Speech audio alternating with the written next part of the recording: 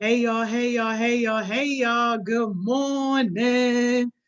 What's up, man? What is up? Hey y'all, I hope somebody doing okay today, even though we got a tropical storm happening outside. What's up, y'all? How y'all feeling?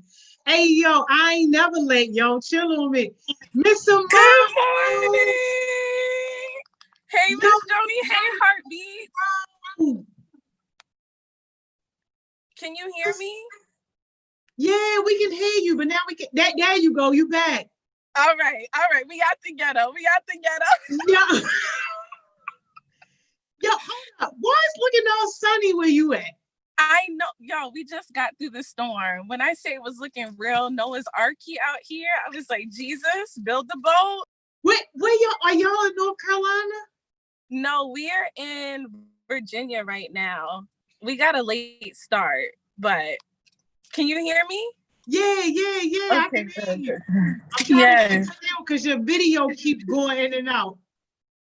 The ghetto. Let me just say good morning and many blessings to everybody today. Is it raining where y'all are at? Yo, it is going off outside. That's why I'm like, why your window so clear?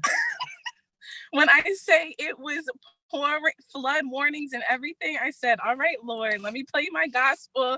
Just keep me close. And I was like, I got to tell the heartbeats, no matter what the storms look like in life, if you keep your eyes focused on where you have to go and you create that peace around you, nothing will stop you.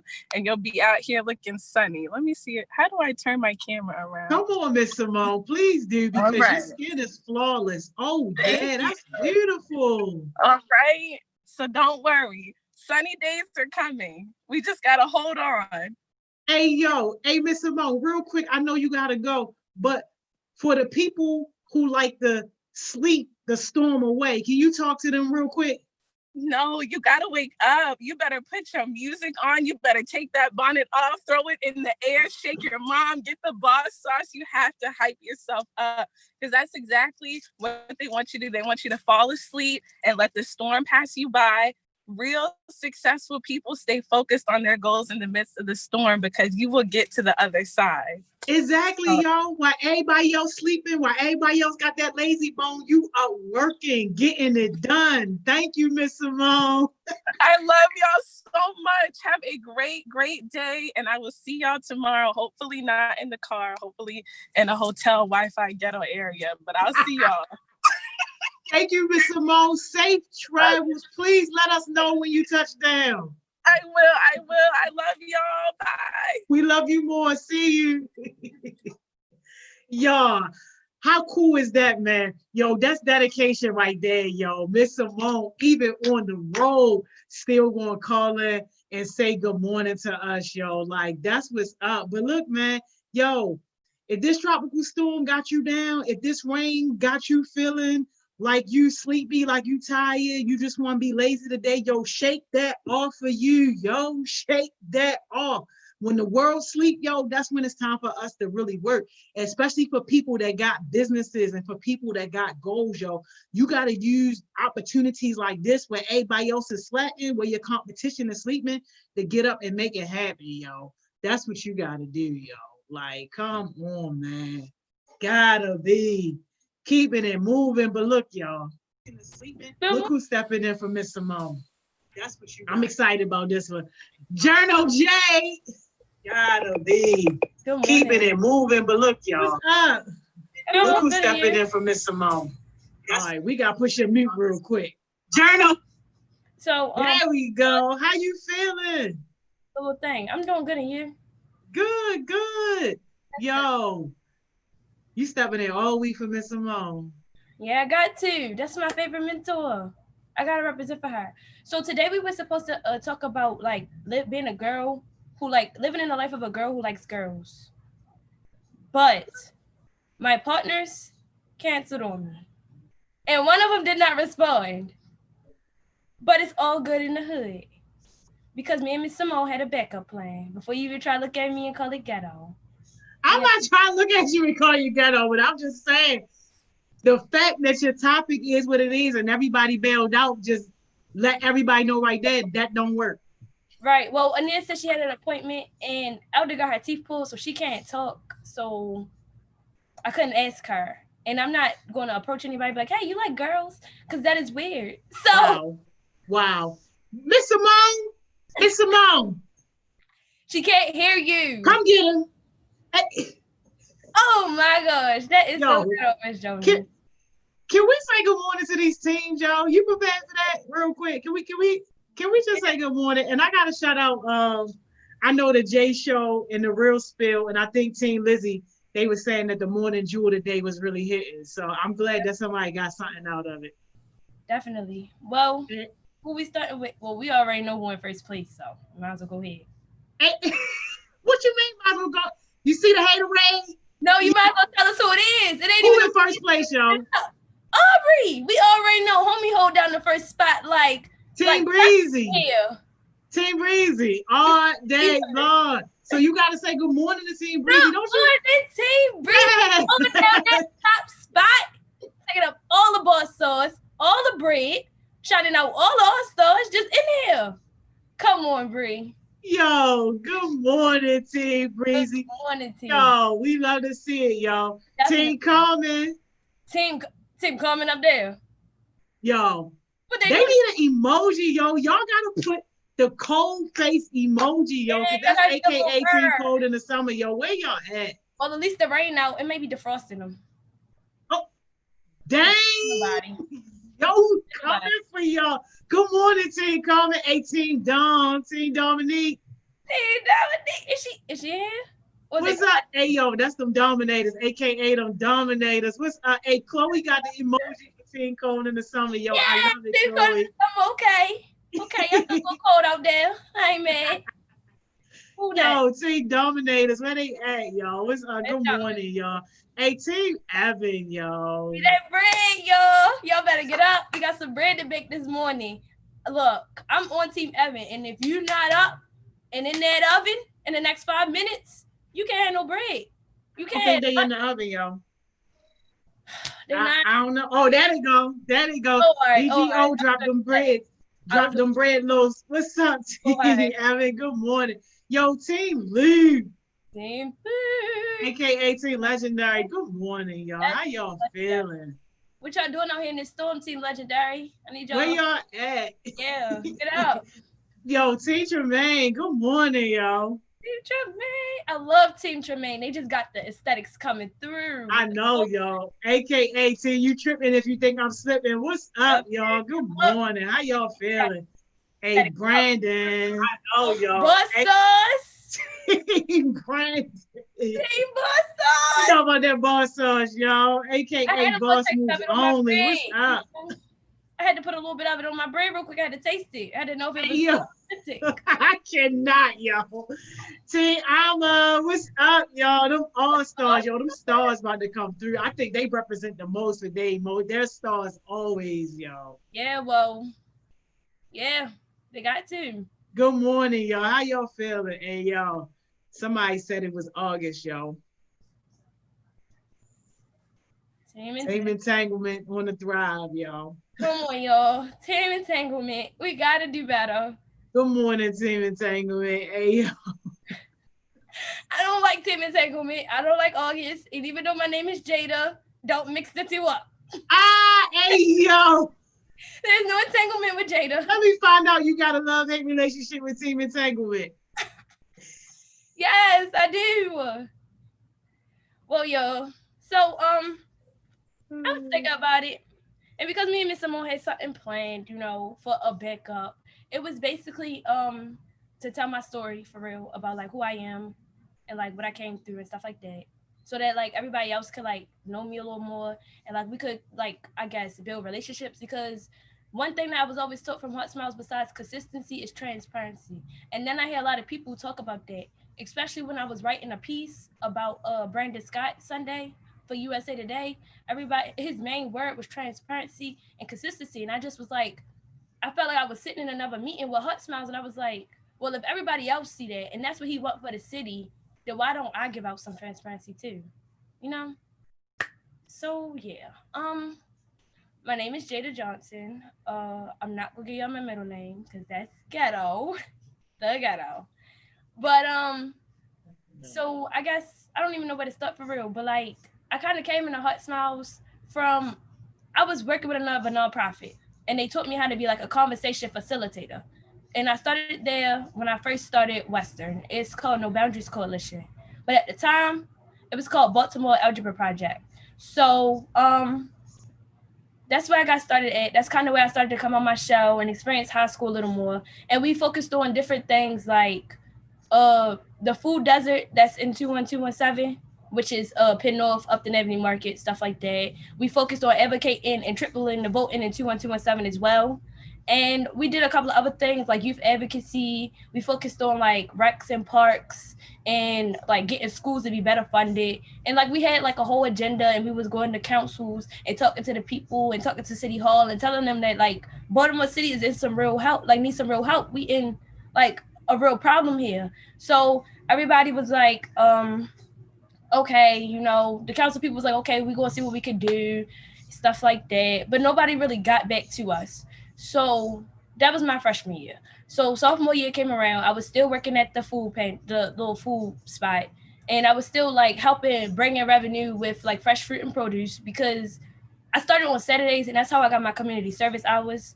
And it was kind of like something new to me because I wasn't really, you know, into the community. Like I didn't really know nobody. So yeah, and I thought that advocacy would look really good on my you know resume when I said I wanted to go to Spelman my freshman year. So that was one. And two, it was like because I came from this community, I'm from West Baltimore, I've lived in the village, Poplar Grove Street, all that. I felt like that I had to give something back because I was from here. And a lot of people just like left it.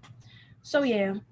So it was kind of a lot for real in my sophomore year because then my grandmother passed away, and a lot of opportunities was coming to me at the same time that my grandmother passed away. And like a lot of people in my family already knew that she was sick, and like nobody didn't think to like sit me down and explain it because at the time I was like 16, you know, I still wanted to have friends, stuff like that. And like with my mother, she had like open heart surgery, she'd had breast cancer and all this other stuff since I was like 8, which is where her doctor, you know, trial or whatever you want to call it started. So once my grandmother got sick, it was just like, so like what am I, you know, supposed to do to like stay strong if I'm always losing somebody around me? So I didn't really know. And then I kind of like went back into my shell, and I became like really depressed and like really angry at the world.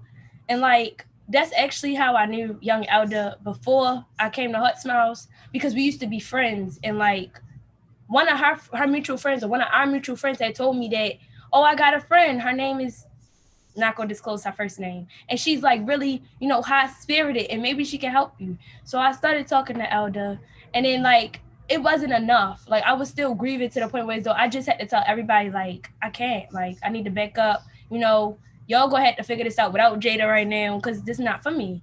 So that's when my grades really start to slip heavily. And at that point, it was no more, oh my gosh, I gotta go to school every day. It was at this point, what's the point?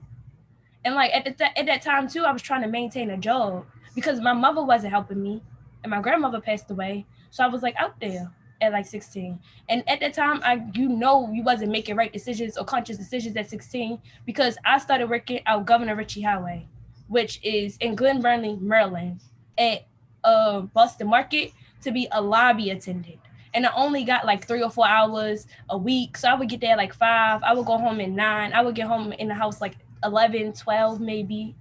And I still ain't have enough time for schoolwork. So like all that stuff started to pile up, and I got really stressed out. And I just wasn't able to, I stopped being able to sleep at night. And I started like, I guess, smoking with my cousins, which was a bad idea. So I kind of took like a really huge loss 10th grade year. So when 11th grade year came, I thought, oh yeah, we're going back to Western. Hopefully I can make it through, you know. But I still was having doubts in myself. I was like, you know, nobody was ever behind me, no support system. So how am I going to do this without falling?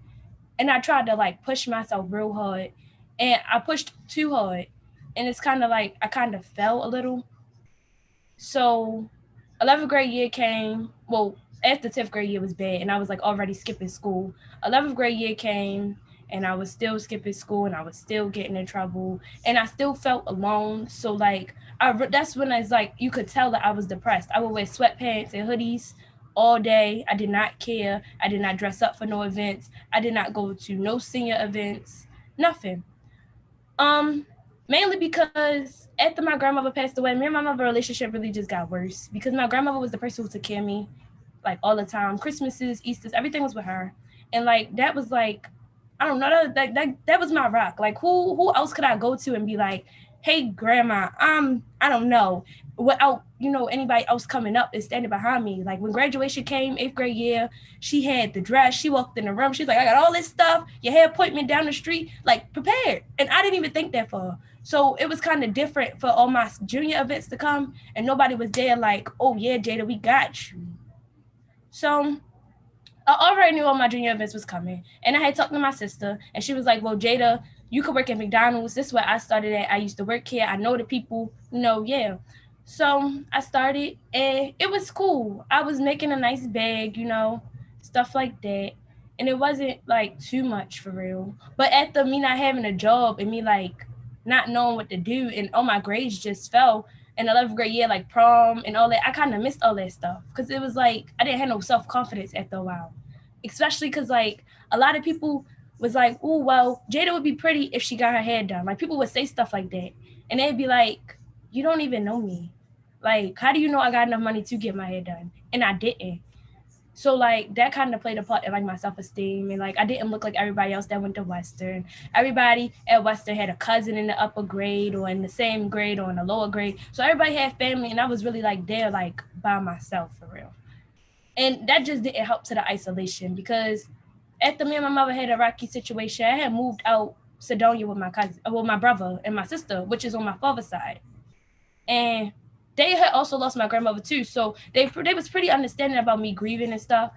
But their mother was like really serious on them, and like she was always there for them and stuff like that. So she tried to like be there for me. And I'm not a bad child, but like growing up for like to like 17 almost, and you not having nobody like teach you the right or wrongs or be there for you, it was kind of hard for me to accept who she was and like understand that what she was telling me was for my best benefit.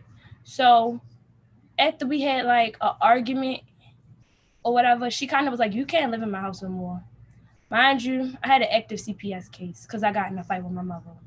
So I I moved back out and I moved back in with my mother, and it wasn't any better for real. And like it was still hard. So I went back to McDonald's, but this time I was working at the one up the street from Western.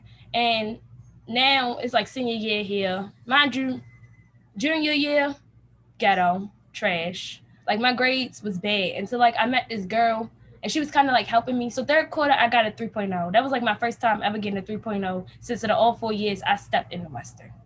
Like straight like that. And it kind of made me feel bad when I reflected on it. And I was like, so was it me? Like, was I the one who wasn't applying myself more? Was it my surroundings? Was it my circumstances? And it kind of made me like try to go back and think about it. So that's what I did. So senior year came around and I was pretty optimistic. This year I got my hair done. I bought my own shoes. Like I did all that stuff last school year. But this year I was able to make more conscious decisions because I was older. So I had started working at McDonald's again. And I was already making enough money to financially support myself. But I still was involved with the girl who helped me bring my grades up the first time and her mother. And her mother like works in the government and stuff like that. So she had helped me get a bank account. So when I started at McDonald's, I had my money being direct deposited into there. Mind you, my card is in her like app, I guess. So one day she had got money deposited to my account the same day that I was getting paid. Mind you, I did not know that because I didn't have a phone. And yeah, that's kind of like a part of my social standards. Me not having a phone, like if it broke, I just be like, okay, well, I'm phoneless. And my mother wasn't trying to buy me the iPhone. Mind you, everybody else around me was like having iPhones and new shoes and stuff like that. So I was like, well, if you're not going to buy me an iPhone, then I don't want no phone at all. And that was probably stupid. Probably really stupid. But at the time, it was kind of like my rebel. It was like, okay, well, y'all don't want to help me. I'd rather struggle since I'm already struggling and ain't nobody helping me anyway. And yeah, so I think it was like the 1 week or 2 weeks before school started. I think it was a week before school started. And the girl mother had reached out to me and she was like, "I will be pressing charges on you because you stole my money." What, baby? Mind you, this lady, like I said, works in the government. She drives a Mercedes-Benz truck. She got 2 dogs, her daughter. They got a 3-floor house. Like, so much nice stuff that I could have made money off of. And you worried about $300 you got sent? Like, if I was really a thief, why would you let me in your house? Why did we celebrate Christmas together? Why would you take me around your family? That don't make sense. So when I got paid again, that's when she had reached out to me and she was like, I think you stole my money, blah, blah, blah, all this other stuff. So she took all the money out of my bank account and then emptied my bank account. She emptied my bank account and then closed it. So I was mad about it, but I kind of just like got over it, you know? I was like, it's another L, chalk it up. I know it's always going to be something in the road. I just got to keep moving because I was really optimistic about senior year. Because I was supposed to go on a trip to Louisiana or New Orleans one week. But my mother had left and went, I don't know where. And I couldn't go because I didn't have no real estate ID. And you can't board a plane without an ID. So once she like hurt my feelings like that, my whole mindset just switched. And it was like, my game time is on now. I can't keep being the one out here missing out because my parents can't help me. Mind you, I was ready to turn 18. So I knew that it was time for me to get myself together. And I was already like feeling optimistic because I'm like, okay, I already got a job, you know, my birthday coming up. Maybe I could do something that I would like, you know, yeah. But nobody told me that when your senior year come, they was going to have you taking senior portraits in August, or that they was going to have your most important events in the beginning of the school year. So once her mother took all my money, I was completely broke again until another 2 weeks when I got paid again. But I couldn't like take my senior portraits because I didn't have no money. So I was like, all right, well, I know that they come back at the end of the year and they do it in a gym. So I'm going to be fine because I don't really care. But I couldn't do senior inauguration because I didn't have any money. So McDonald's I told them my problem. I sat down with my manager, my store manager, and I told her, I was like, yeah. So a couple months ago when I told you I had a car, I don't have one anymore, you know, circumstances. So she's like, okay, well, we can have a pay card to you in no time. I'm like, okay. It's September 3rd. School started. I'm still at McDonald's, still putting in work. And I was asking, I'm like, okay, so my stuff is in like about a week. My birthday's in 2 weeks. What's my card update? Mind you, we done already got paid. She like, your card should be coming. I'm like, so should it have all my money on there? She like, yeah, it should. So I'm like, okay. So they got me to fill up this paper.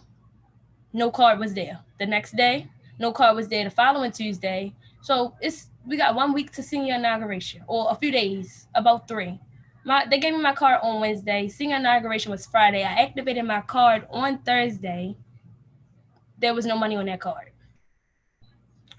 So I had to kiss senior inauguration goodbye. And that kind of really hurt my feelings. Like, because I really didn't do no events at West. I didn't do nothing. Like, nobody really knew me because I was so, like, depressed and stuff that I didn't even, like, go outside my shell to talk to nobody. And, like, when people, like, said something to me, or if I had, like, an incident with somebody and they used to get smut with me, it would be, like, I would get sent to the office and I'm the one who being aggressive to these kids. And I don't even know these people. And it's very out of character for me to be mean to somebody that I don't know because I really enjoy making friends. And, like, that's my social part. So senior inauguration came, went by. My birthday came, hair wasn't done, did not even tell nobody that it was my birthday, except for my closest friends. Because I felt like, what's the point of me bragging about it if I can't walk around the Western hallways and look like any other Western girl? Like, I really felt like, I guess, alone. So I told one of my friends about my birthday because we had been friends for a minute since like sophomore year when I really started to try and make friends again. And she was like, well, I know today's your birthday and you told me not to do nothing. And she pulled out a cake and a candle. Now, I really love her because she works with Ceasefire. So she believes in no peace, all justice, you know, no violence and stuff like that. And like, when I met her, she was just so outside of her box. Everybody was like, she's too exotic. Like, she drew on her face, broke your heart. She wears skulls, got different color ponytails every day, bright colors. Like, you could see this girl walking anywhere. Very hard to miss her. But she was so talented and so quiet. So once me and her became friends, she was so sweet. And my birthday came and she was like, I know you turned 18, but we only had a 9 candle in my house. And I know you're lactose intolerant, but I did get you a strawberry shortcake. So we lit the candle in the cafeteria. I said, what about the cafeteria? She said, I don't care about that cafeteria. We're going to light this candle and I'm going to sing happy birthday and you're going to like it. So she did. And then a lot of people was like, oh, it's your birthday, happy birthday. And I was like, you don't even talk to me. I need you to back up a little bit. So one of my friends who we've been friends since sophomore year, I didn't really talk to her because she was going through her own stuff. Because she like more, well, I guess more advanced than me on like a female spectrum. She, her birthday is also in September. But I guess like I said happy birthday to her, but I wasn't really into it. So she was like, oh, it's your birthday. Mind you, me and this girl was real close. So I was like, oh, you can have a piece of cake because we Virgos. It's our birthday. So she was like, no, I don't want your cake, blah, blah, blah, all this other stuff. So I'm like, okay.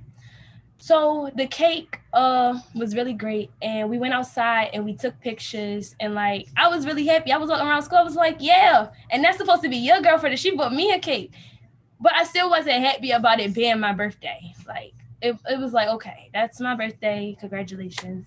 So birthday came and went past. So then we're going to go into January. January came, and Western was basically like, yeah, you're missing too many credits, and in order to graduate on time, you have to transfer over to do Apex. So I said, okay, that's cool. Will I still graduate from here?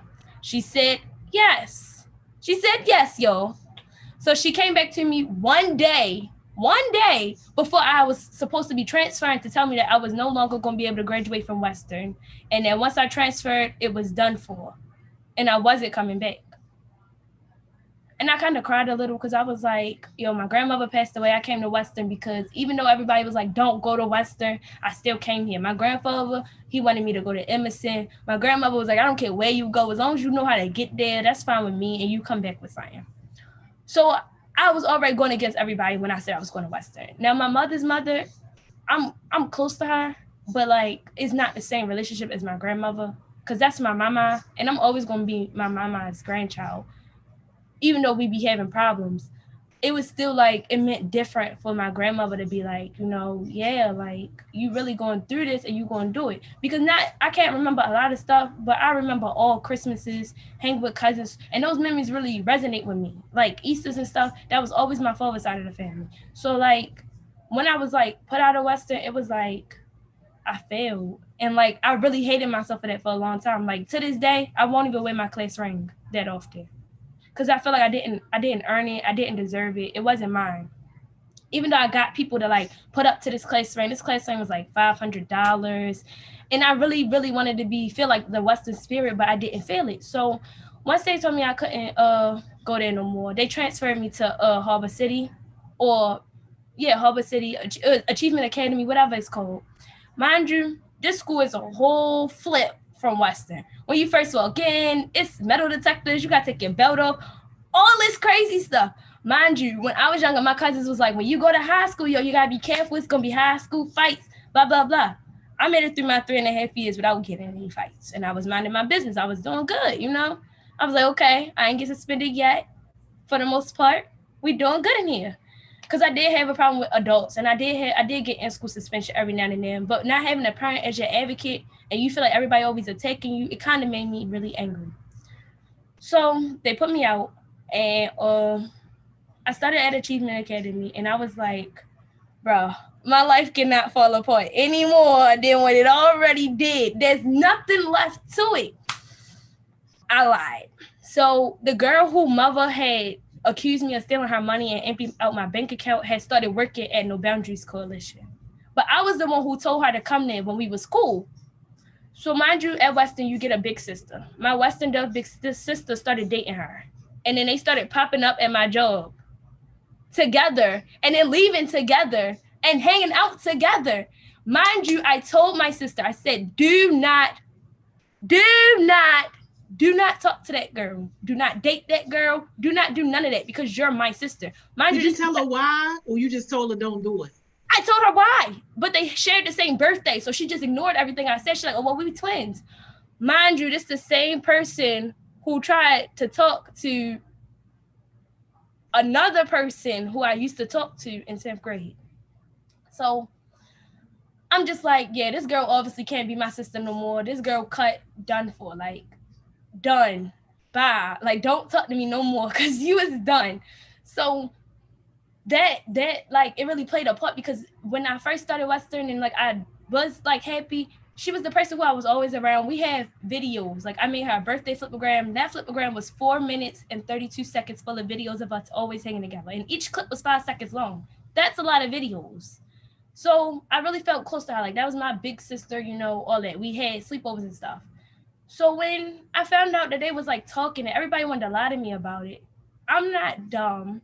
I know the game because I used to talk to her. You're not going to flip a script on me and make me seem crazy.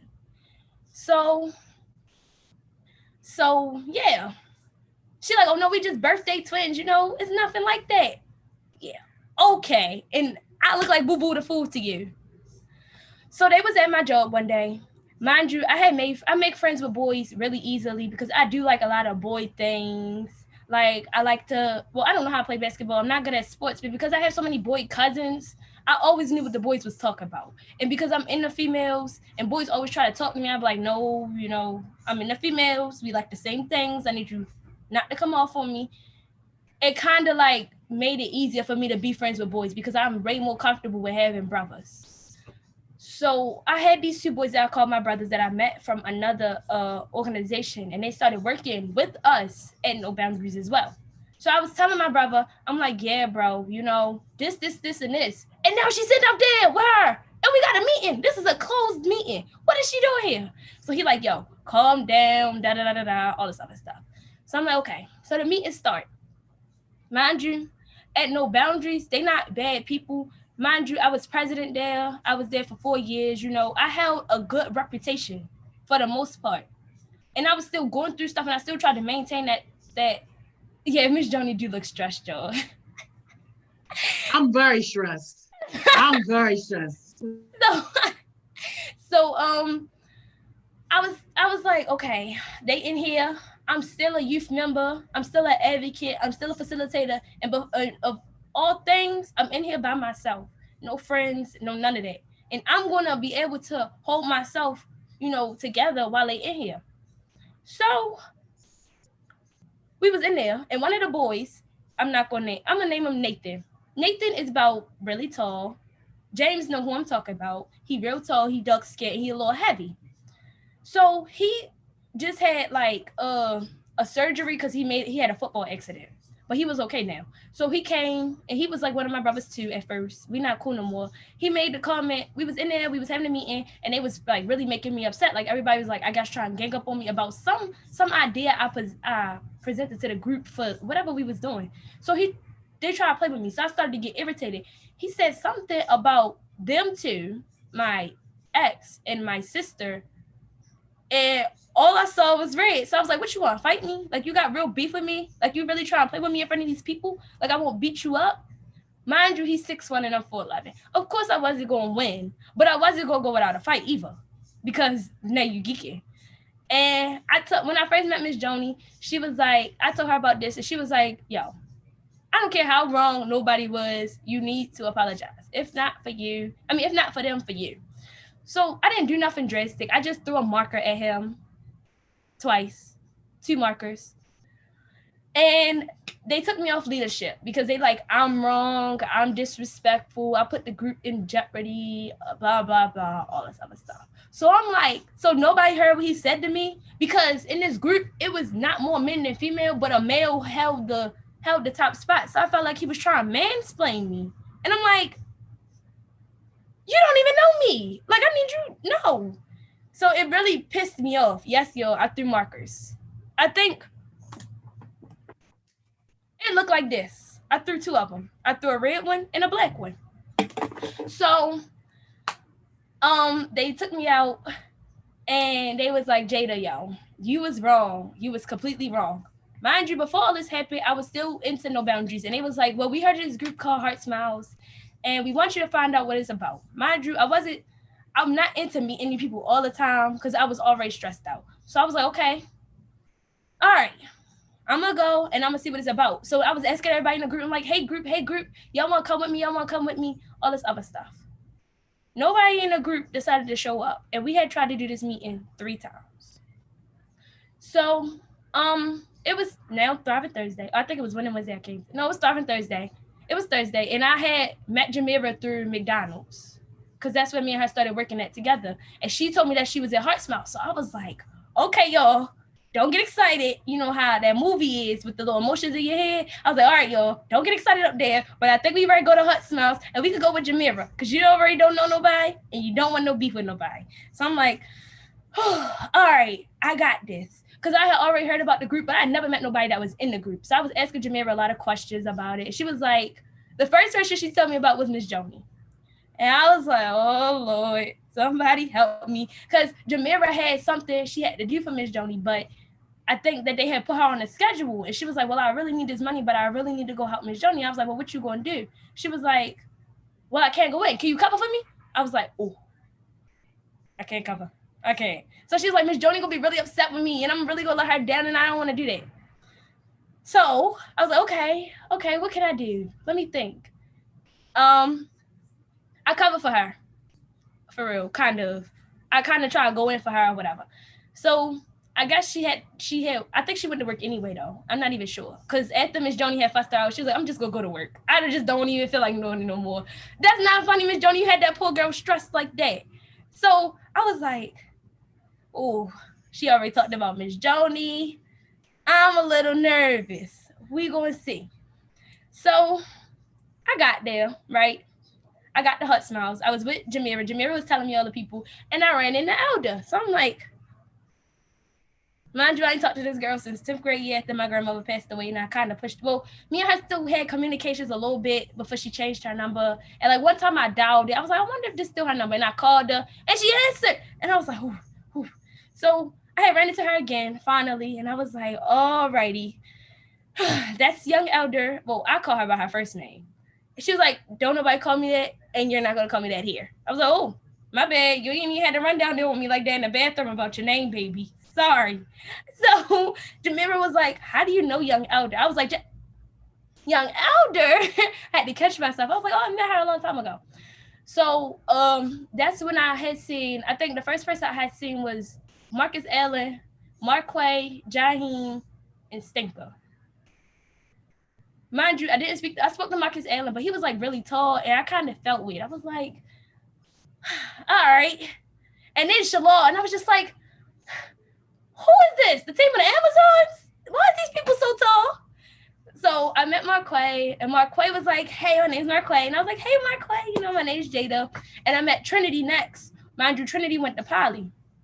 So I already seen Trinity before, but I didn't really like know her because she used to run track, and I used to stay at the school and sit up the track field, and like it was like together in my thoughts because it's nothing but outside.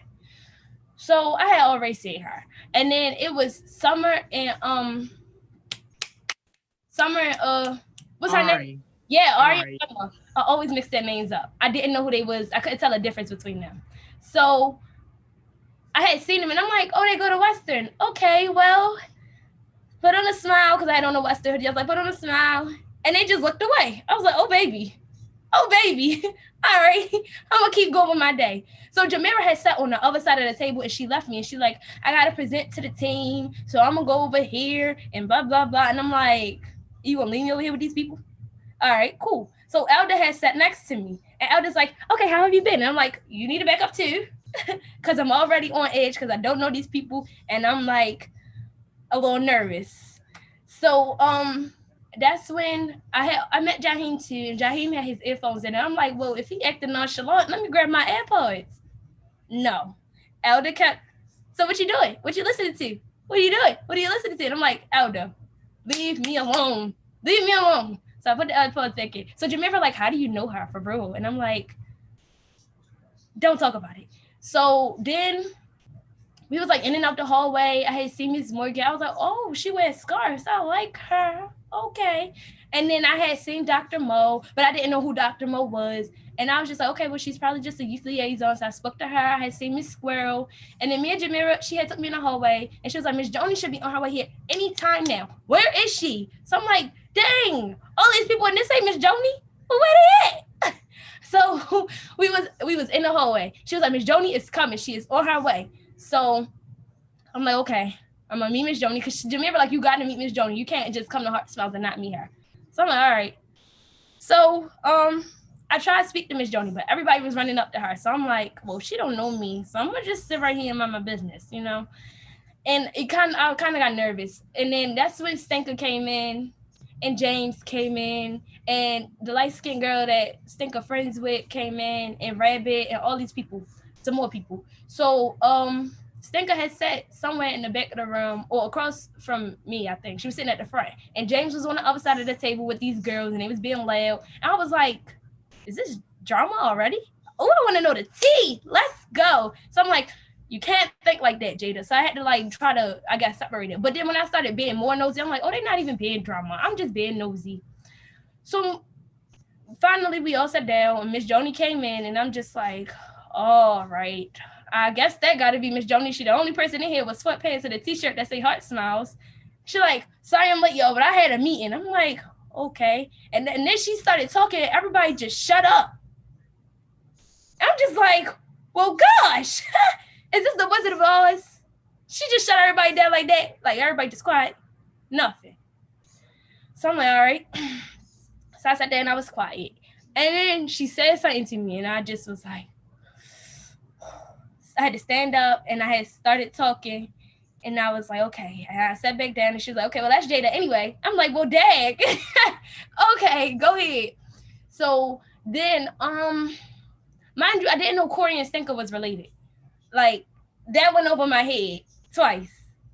So, I seen her talking to Miss England, but I didn't know who Miss England was. So when we broke off into Thriving Thursday tracks, and they was like, well, do you want to do Iron Man Must with us? And I was like, sure. So Jamira was trying to vouch for me, and trying to like make everybody know that like I wasn't just anybody. Like, I had some type of credibility there. So that's when I met Nira and Stinker and me and Jamira and Zion and all that. Mind you, I had already seen Zion, but Zion knew me. Zion was like, hey, Jada. I was like, what's that girl name? I was like, hey, I didn't even know who that was, because I really did not know anybody. So Stinker was sitting there, and she was like, she said something, and I was like, okay, so either she related to Miss Joni and she run the group, or her mother did. Who, Stinker? Yeah. Stinker, you could tell it looked like Stinker ran that group.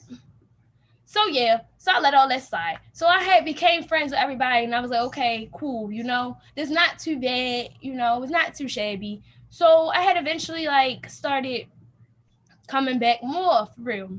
And then that's when I got close with Eldermore, and I started talking to Stinker and James. Mind you, Miss Joni had went out of town when I got there. So she came in, so she wasn't there. So James came in on a Thursday. He just started airing everybody out from the letter. I was like, she emailed people like that on a Thursday. What in the world? Mind you, Mira had told me that y'all meet on Tuesdays and Wednesdays as well. So I had changed my schedule at work so I could be a little more into it, because I was like, okay, I like it. She came in, she aired everybody in that letter. Ain't miss a target. Wasn't even there. I just stepped back. I was like, yo, chill. My heart can't take you no more. Yo, chill. You got, hey, yo, but you know why I was mad? Because when I seen the video, I said, yo, James ain't read it like I said read it. He read it all soft. He read it. He was like, I'm going to read it like Miss Joni when it read, because I know she is not playing. He emphasized every word that you probably had exclamation points behind and all that. And I was just like, no, he read it so.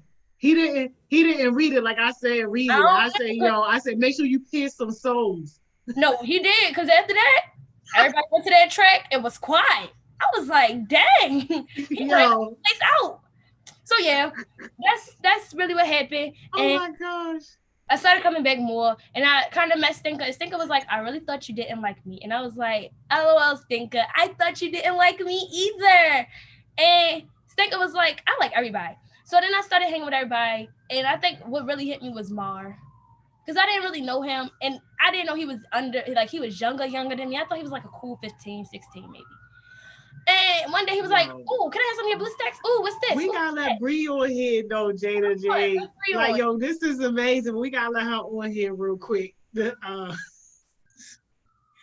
gotta tell us about this youth conference. Yo, you crazy. Yo, Jay said I was scared.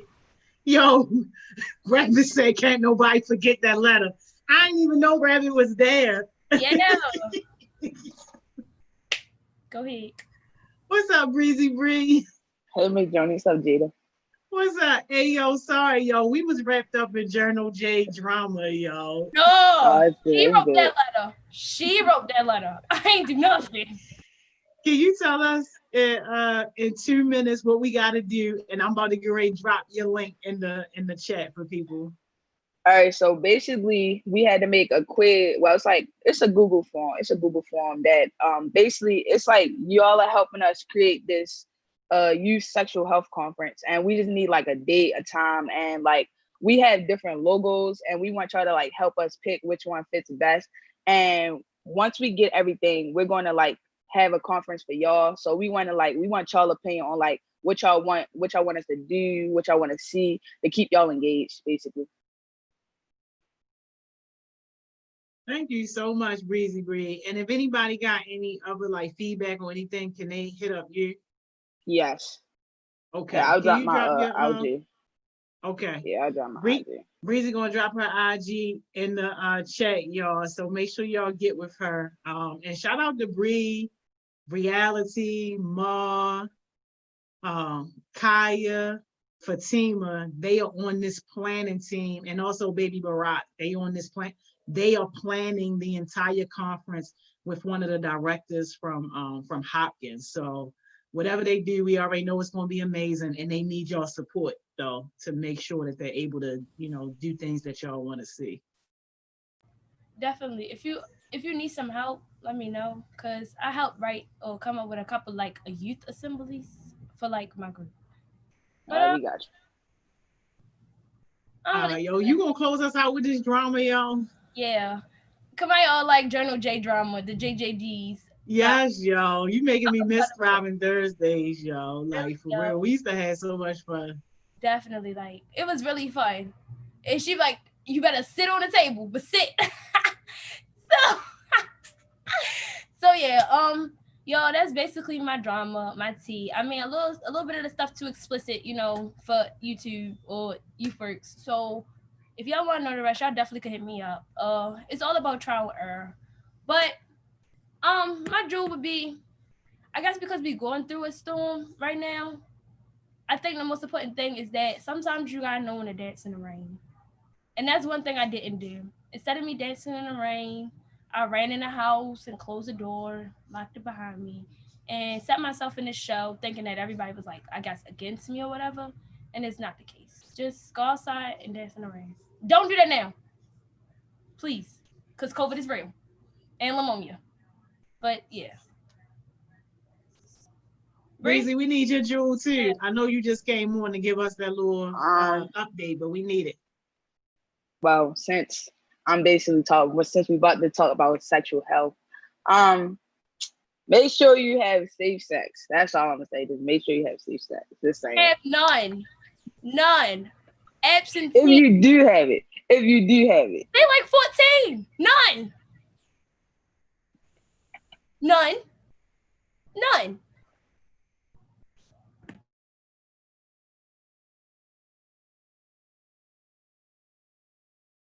I'm not playing. Can I bump her off now? Yo, Okay, we'll be right back tomorrow at 10 a.m. the ratchetness, yo. Thank you, Journal J. Thank you, Breezy Bree. See y'all later. Have a nice day. See y'all. Oh my God. Oh my God. Oh my God. Miss Simone! Yo. Breezy Bree snuck that one in. She definitely snuck that one in. The absolute ghetto, yo. The absolute ghetto. But you know what? I hope somebody is having a good Monday now. I hope now. I hope now somebody is starting to have a good day at work and you starting to think, maybe my Monday is not going to be so bad, y'all. This is absolutely crazy. And you know what I forgot to tell y'all too? I really don't have enough time to get into detail, but I'm going to tell y'all this real quick. Somebody else, y'all, failed a freaking drug test, yo. Now can't get put in a permanent workspace. And y'all know we do a lot of work with Hopkins and the other universities and stuff like that. You talking about career paying job, yo. Somebody else failed a drug test. Like, yo, y'all really must want to make me go crazy. But you know what? It is what it is. I'll get into that drama maybe tomorrow or something like that. But y'all go ahead and take y'all break. Take 10. I see y'all back here at 11 with our guest mentors. Bye.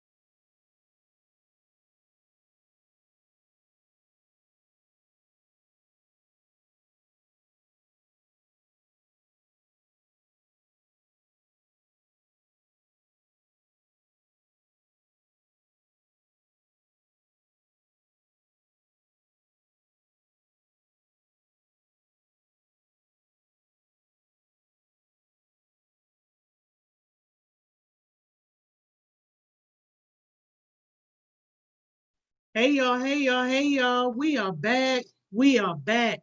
Man, listen, y'all really mad that I said that it was Monday. Listen, you ain't gonna hear me say this often, but check this out. I'm old. I'm old. I'm gonna mix up my days. I'm gonna mix up your names. I'm gonna mix up the time, all that. I'm old. Let me be old, y'all. Sheesh. Yo, y'all crazy. Well, what's up, man? Listen, y'all.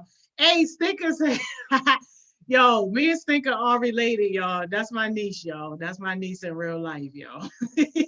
Yo, y'all crazy. But can I be old though? Like, yo, sheesh, y'all. I'm old. Yes, I am, Marta General. I am old. Y'all like, dang.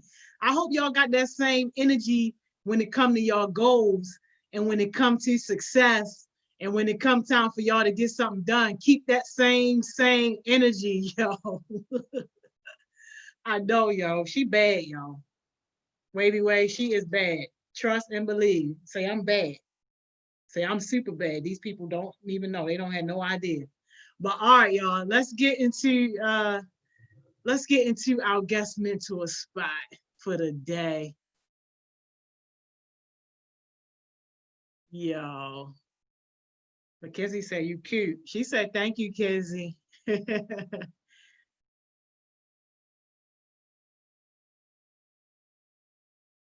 right, here we go. Hey, Mr. Austin. Hey, Miss Joni, how's it going? What's up? How you doing? I'm good. That's good. Good to be here. How are you? I'm blessed. I can't complain at all. How you That's feeling? what I'm talking about. I'm great. I can't complain. Where you located? Baltimore? Oh, okay. All right, you local. All right, okay. Yes, I know that's ma'am. right. So you got a tropical storm going on too. Yeah, no, it's looking a little bit rough outside. I It's think a I'm little gonna rough stay outside. inside for a while. Yeah. All right, so this is my first time meeting you too, Mr. Austin. So we gotta It is. You find gotta out catch all up. your little tea and everything. Like what's going on with you, like who you are, how you got here, all that stuff. Yeah, so all right, my name's Austin Harrison. I am a product of Baltimore, born and raised. 24, got here through Miss Morgan. Me and her actually went to high school together, so she's a real good friend. Went to Western Tech. I'm not sure what else you want. Okay, so you know Miss whole, Money Mo, so you yeah. good people. You ain't just no random stranger on the streets then. Yeah, no, not some regular, no. Good people, for sure. Cool. So tell us a little bit about like your childhood, how you grew up, and then walk us into like whatever it is that you're doing like professionally. Okay. So I was born, my parents still live in the same spot that they had me in. Let's see, basically like Woodlawn area, where I was born and raised. Ended up going to Pikesville for middle school. Wellwood in Pikesville, so kind of like in that area for a while, and then eventually for high school, I was always interested in environmental science. So like from the time I was about 2 or 3, snakes were my favorite animal. I was always trying to be outdoors. I went to the zoo a ton. I've been to the zoo and the aquarium more times than I could count. I used to get like they might be too young to remember this, but you remember the zoo books, the little magazines with all the animals that they used to send out? Nah, well, that's I've like been stuff to I the was zoo into. maybe one time, Mr. Austin. For real? Oh, you got to go back. But nah. So yeah, I was always real big into the environment, animals especially. So that was kind of my passion. And then for high school, I ended up going to Western Tech for environmental science. So that was kind of right up my alley. At Western has an environmental science curriculum. I had the chance to go to Costa Rica through a program that they had the summer between my junior and my senior year.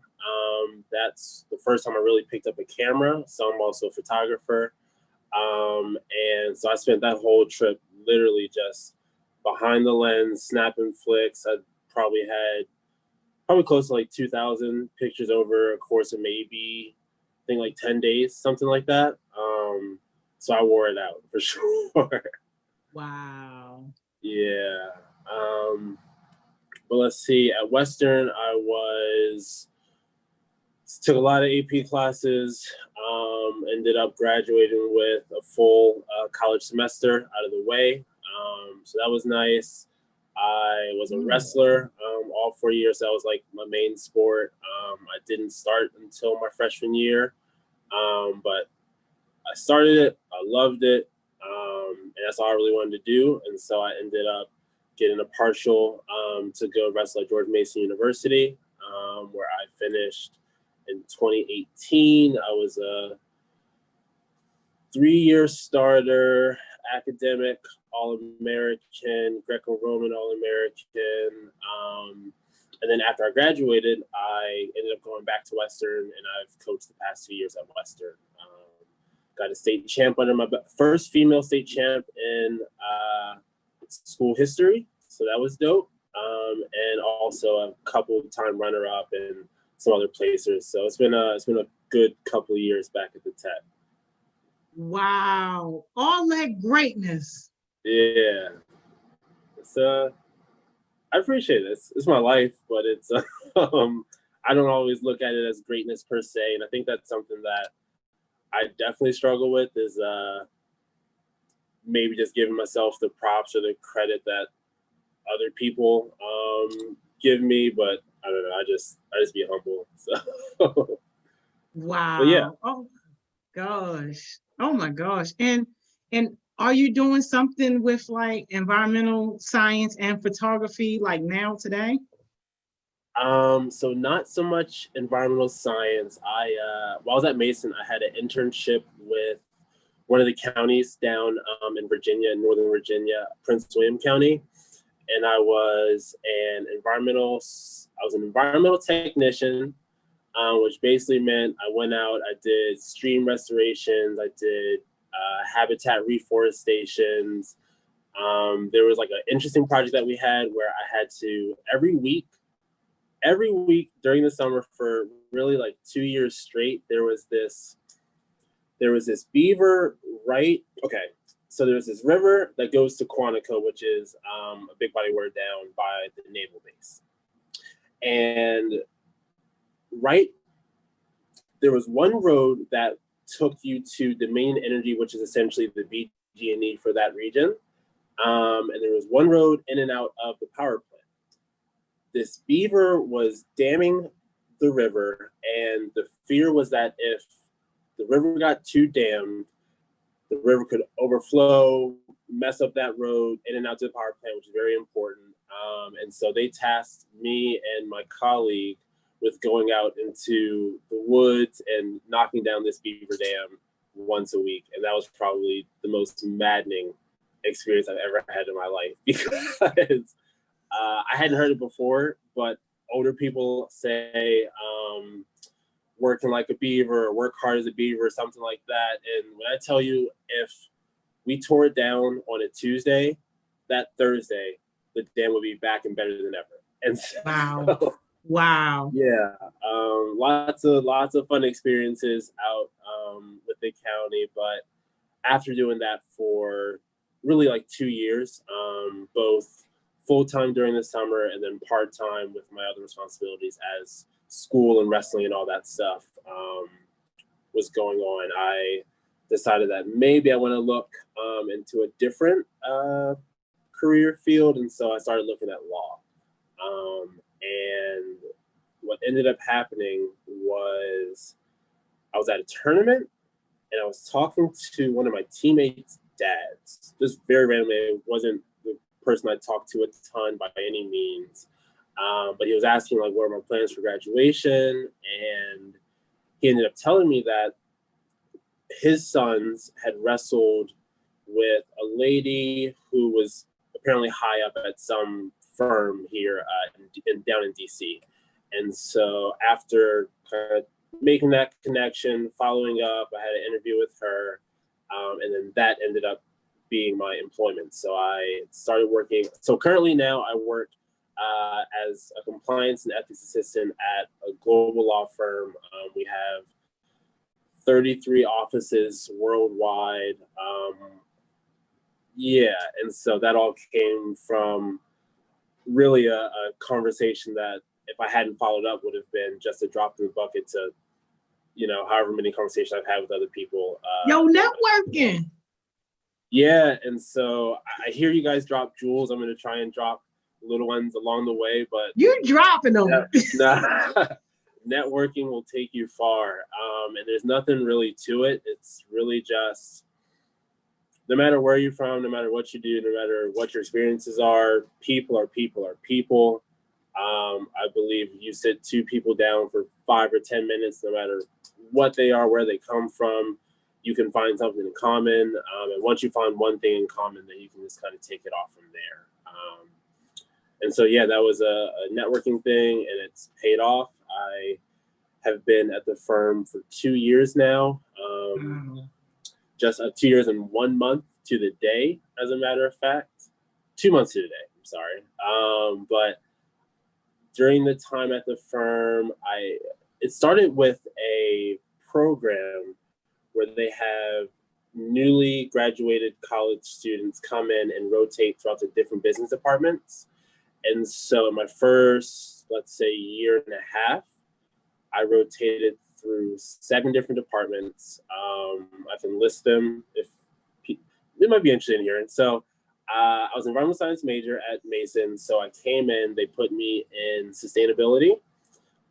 So we're one of the first law firms to really start pushing sustainability as an organization.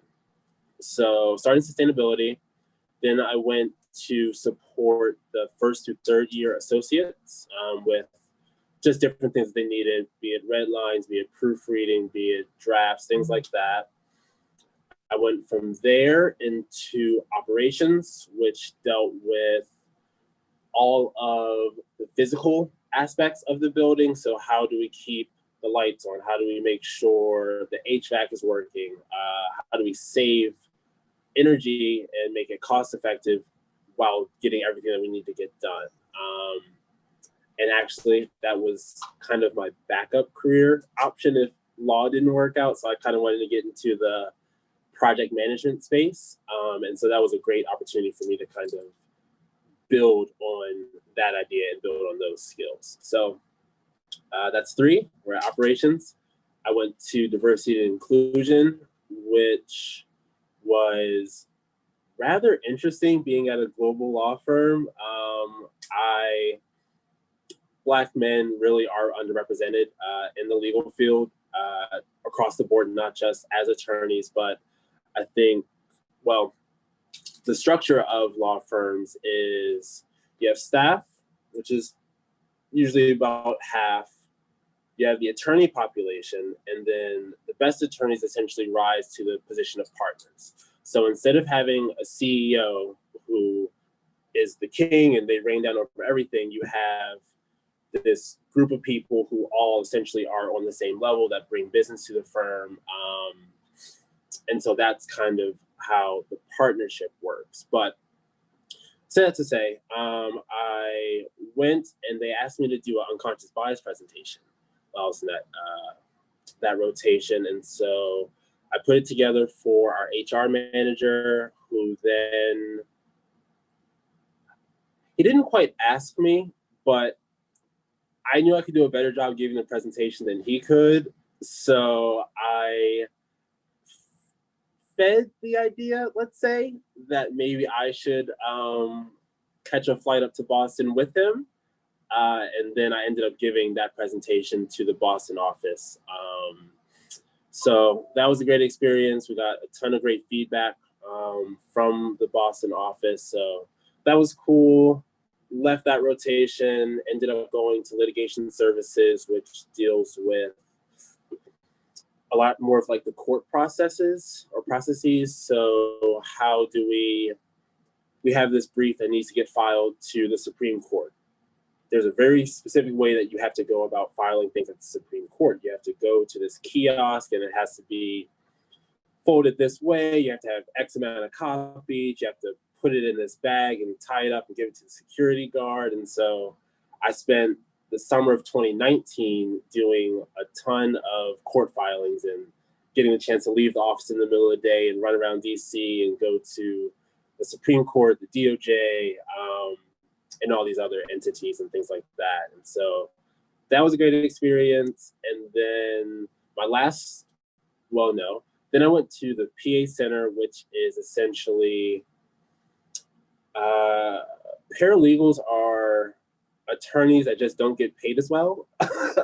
They do a lot of like the leg work and the grunt work for the attorneys, so that the attorneys will go and argue the cases, but we put together all the materials. We kind of help organize, we do site checks to make sure that, hey, you give this paperwork to a justice and they say, cited Brown v. Board of Education on page 3, and then you have the text. But if the text really is from something that's cited on page 33, that's a big difference that can weigh against you if you're arguing before the court and things like that. And so it really falls back on the paralegals to do that sort of work to make sure that all the T's and all the I's are dotted and crossed and whatnot. So yeah, I spent 6 months in the PA Center. And then I ended up going to the Office of General Counsel, which is the law firm for the law firm. And that's where I currently am.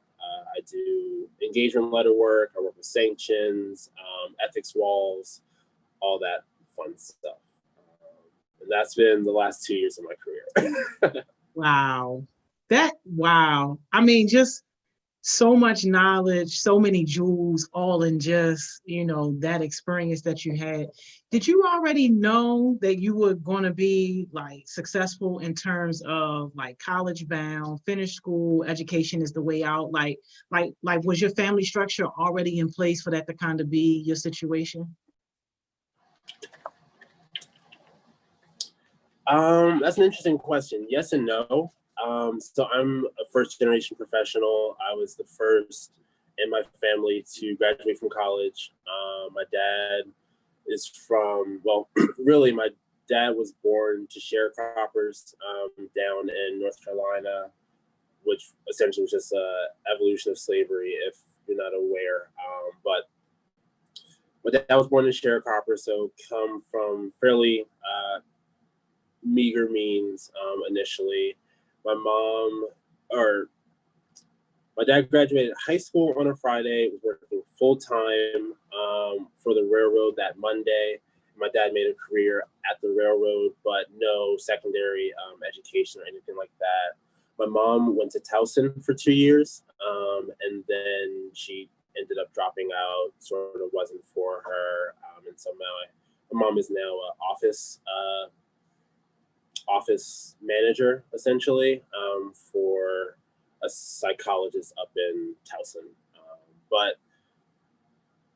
So from a paperwork perspective, no. However, from the time that I was maybe in first or second grade, kindergarten, even my mom was like, yeah, you're going to college. Like, it's just a matter of where.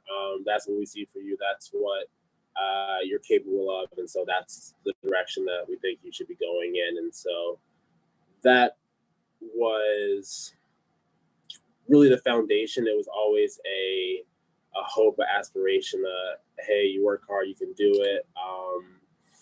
And then on top of that, like, I think a lot of my success stems from a certain brand of stubbornness. Like, my mom likes to tell this story when I was really, really young, and it involves video games, but I'm gonna tell this story.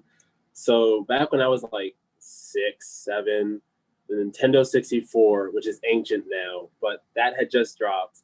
I had the Nintendo 64, and I was playing this game, Snowboard Kids. And essentially, like, I was playing, and I kept losing. I kept getting like 3rd or 4th or whatever.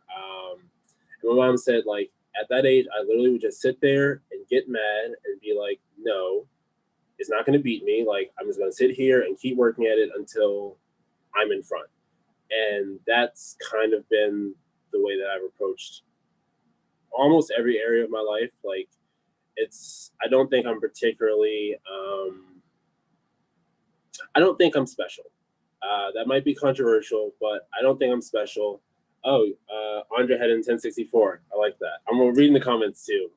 Just, but no, I really don't. I think that I am a combination of hard work, consistency, and knowing that shortcuts really aren't the answer. Like, you can take shortcuts here and there, and you might get away with some stuff some of the times, but you never get away with everything all the time. And that's kind of been something that I haven't forgotten. And so for me, it's just if you show up, you have a good attitude, you put forth a high amount of effort in the things that you take pride in your work and things like that, and you're not afraid to raise your hand, ask for help, seek wisdom and guidance from people that have been where you want to go, that are doing the things that you want to do, and being very humble throughout that whole process. Not humble to where you don't believe in yourself, but humble to the point like, no, there are other people that have done more that through life experience probably know more. And if I can listen to them and avoid some of their mistakes, it might help me progress a little bit quicker along my path. And so that's really the way that I have approached really everything. And it's served me fairly well thus far. So. Yes, Mr. Austin. Can you tell us a time where you really had to put that to work? Like, aside from like the Nintendo 64 thing, but like a time where like you just maybe was on the verge of giving up, or you thought that maybe you couldn't take the next step? Like, what was that situation and how did you make it through? Are we giving all the tea? Every last drop. These heartbeats is nosy. I'm trying to tell you. All right. So I laid out my entire career path, right? That wasn't a straight line. That wasn't always the easiest thing to go through and endure. It was a situation where, you know, I was the first Black male in that role in that office's history. So we've had this program for 6 or 7 years now. And I was the first Black male to walk through and be a part of it.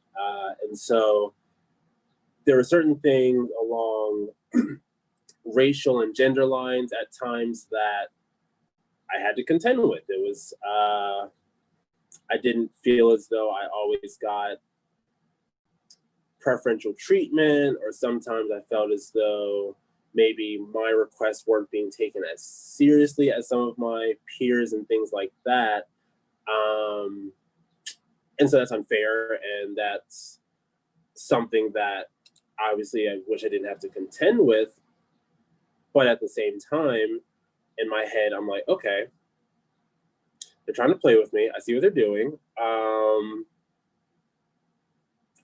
From my very first meeting, I said I wanted to rotate into this department. It took me a year and a half to get to the department that I repeatedly, and I don't ask for much, right? I want this one thing. If you give me this one thing, I'm happy. And they would go through a process of, oh, well, maybe you'd be better here. Maybe it'd be better for you here. And so I was in a position where I had to be strategic. Like, okay, well, I see what they're doing. I see they're not taking my request seriously. However, I can't throw a tantrum, because if I throw a tantrum, I say like, oh, I don't want to go there. That reflects poorly on me.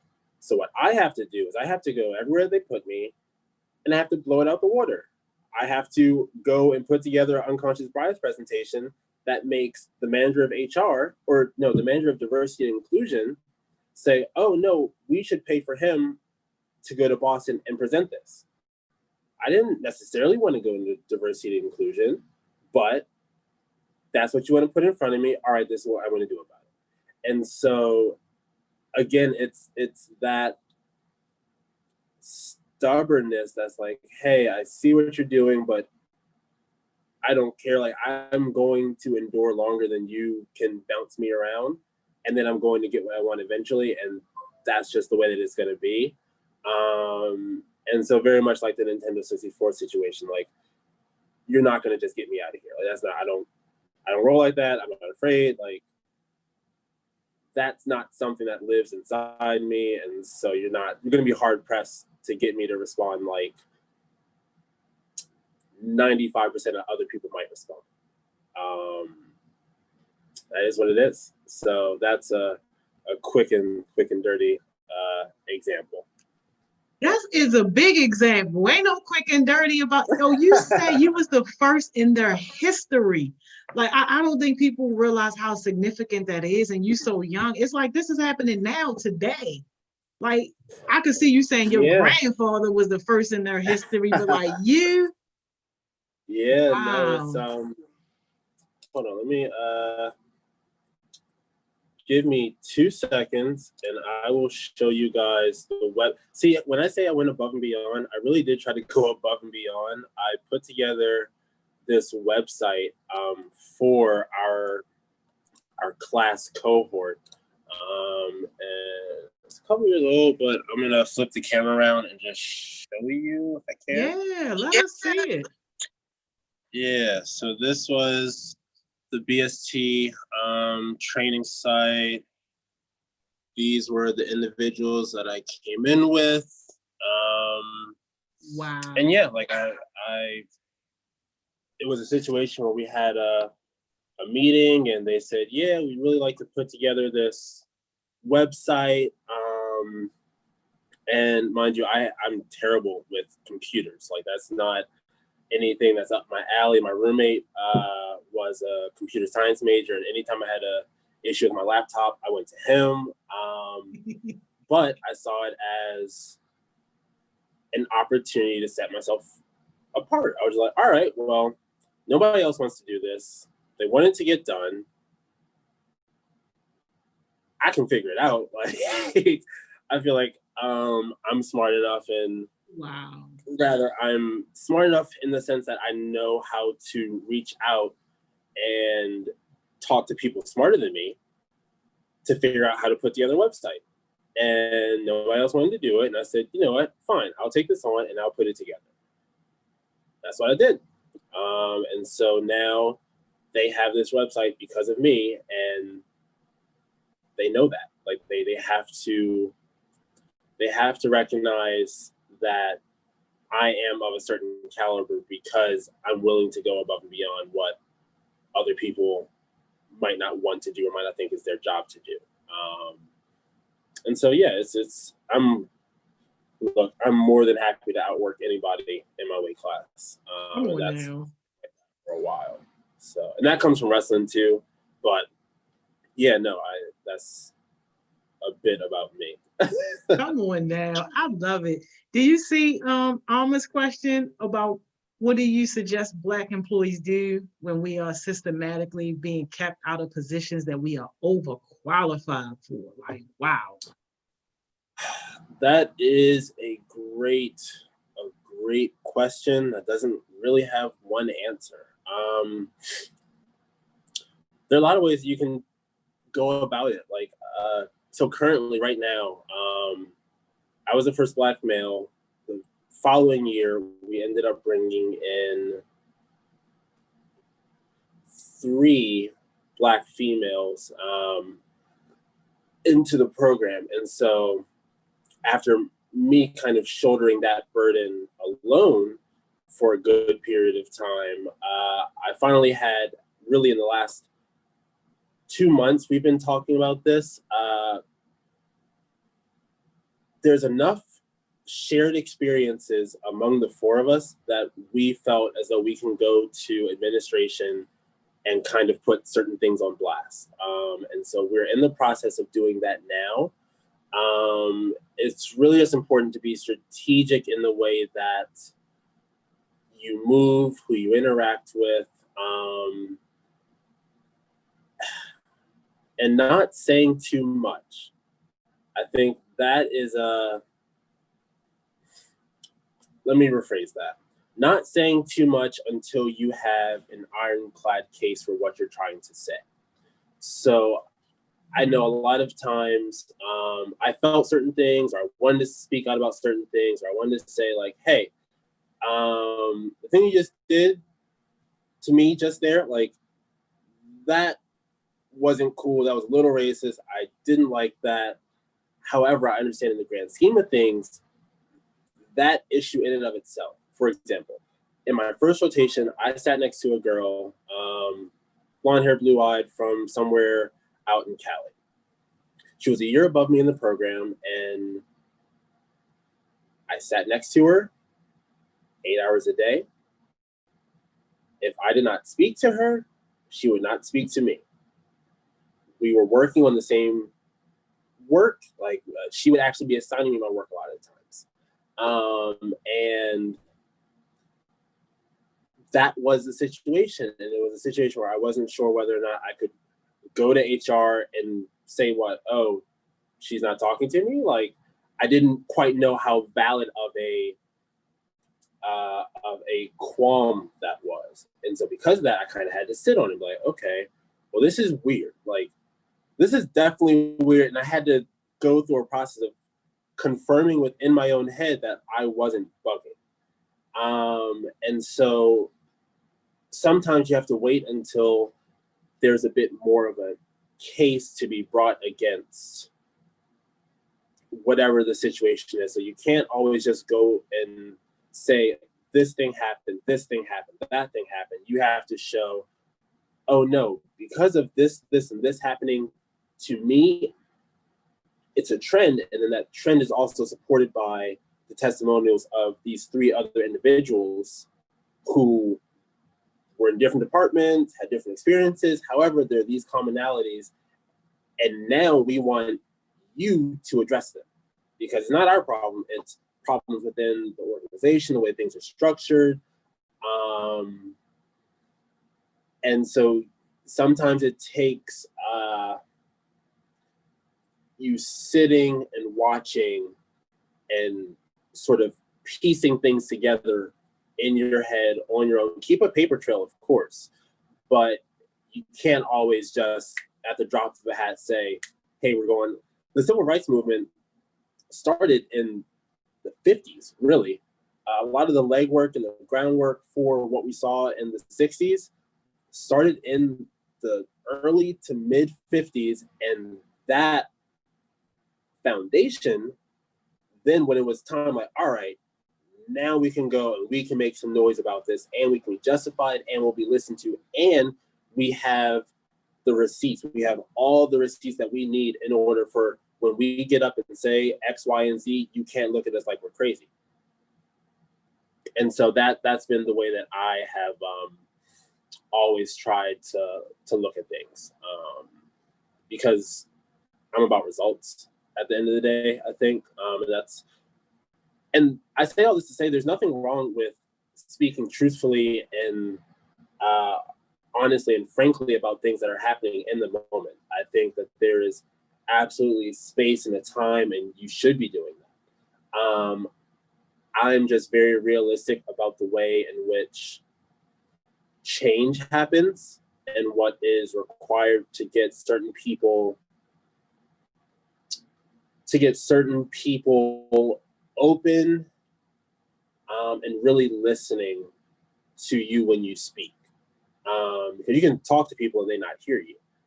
I want to be heard. When I speak, I'm going to be heard. I remember I was, this is going back a ways, but I was in an English class in college. And I had this teacher who were reading a graphic novel of Nat Turner's Rebellion. And she started the semester off saying, oh, I was in high school during the civil rights movement and yada, yada, yada. And I always was in support and things like that. Okay, cool. So it's an older white lady. But we get into this class and there's a scene or 2 scenes in the book that she has us kind of juxtapose. One was, there was the master's son who came out into the yard, and there was this slave who was chopping down a tree with an axe, and then the boy smiles and waved, and the slave smiles and waved. That was one image. 30 pages later, this is now into Nat Turner's actual rebellion. That same slave takes the same axe and chops the same boy's head off.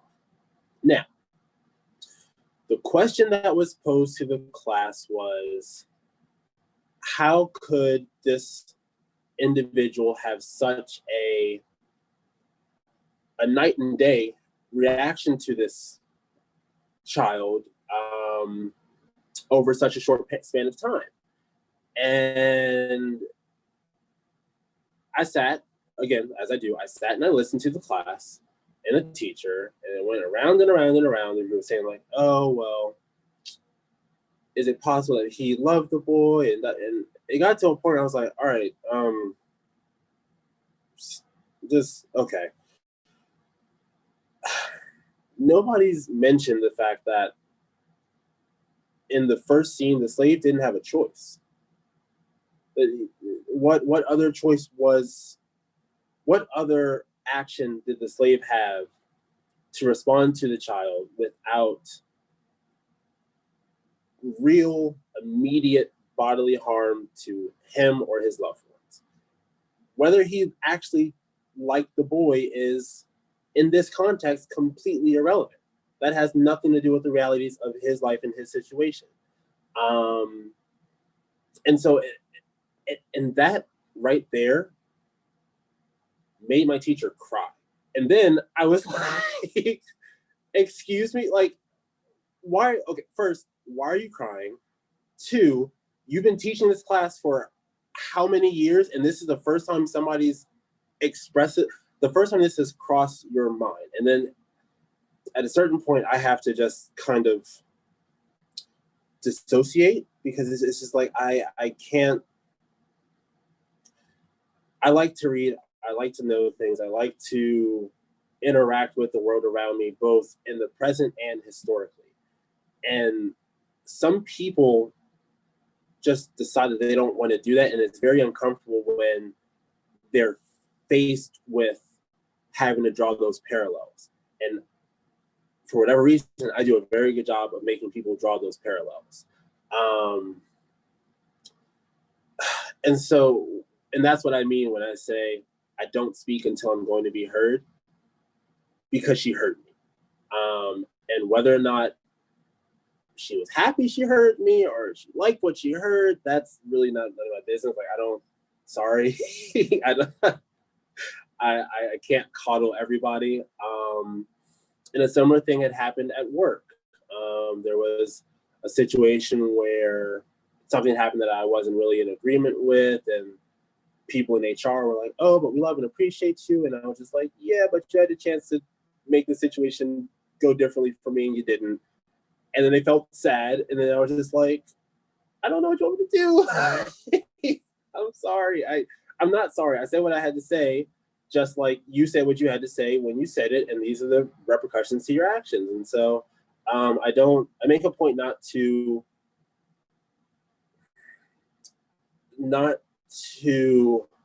alleviate learning. Like, I'm not going to baby you out of having to learn something that I had to learn when I was 16. You know what I mean? Like, that I dealt with it. I'm here. You're twice my age. You can figure it out. Like, Miss Joni, please. Yo, I love it, yo. I love it, yo. Oh my gosh. And I wanna ask you a question real quick, back on something that you said earlier when you were talking about this idea of holding things in and waiting until you have what you need in order to present your case so that way you can be heard. A lot of our young folks, especially our young Black men, can sometimes come out of character, especially when you feel like somebody's disrespecting you or somebody did something wrong. Like, I could see one of them, somebody not speaking to them, they just ready to slap somebody.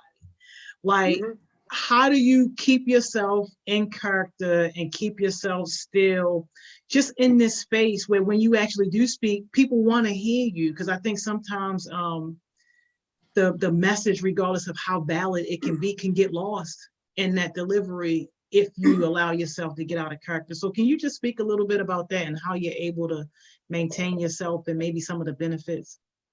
Absolutely. So first and foremost, when you keep it all the way real, I'm like that too. Like I don't ever want to come off like I try when I interact with people, my parents included, like I want my parents to know who I am as I am. Like I don't want there to be a disconnect between how I present or portray myself and who I am. Like I like cohesion in that. And so as far as how a lot of people feel when they feel like they're not being heard or they're just like all those same emotions I go through, and yeah, it feels like, yeah, I really could. But two things. From a wrestling perspective, I'm not really out.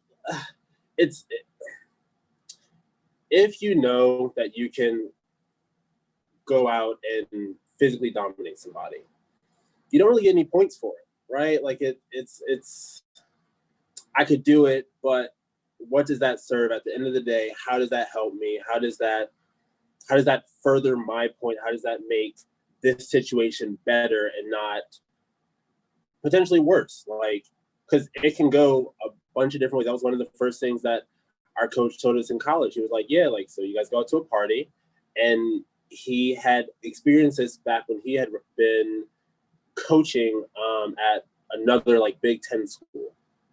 And he said he had a kid who went out and got into a fight, and drunk people tend to fall weird. And some kid fell weird and was like seriously hurt afterwards. And that followed his athlete for like years and years down the line, because it was like, well, you can't just go out and hurt people and there be no consequences for it. And so for me, I still train, I still wrestle with the kids. Like I still know I can do that. And so if it's not in the confines of wrestling, I understand that like, all right, well, there are other consequences that could come back to me. And then, so that's one side. That is a very visceral, like, no, you're talking crazy.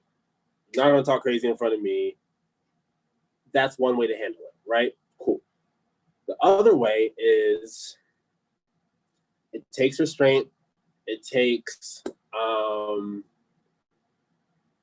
it's really a more selfish way to be. It's like, listen, I've done too much. I've worked too hard. I've come too far to fumble it on this. Like, listen, buddy, you're not worth it. Like, I can't do it.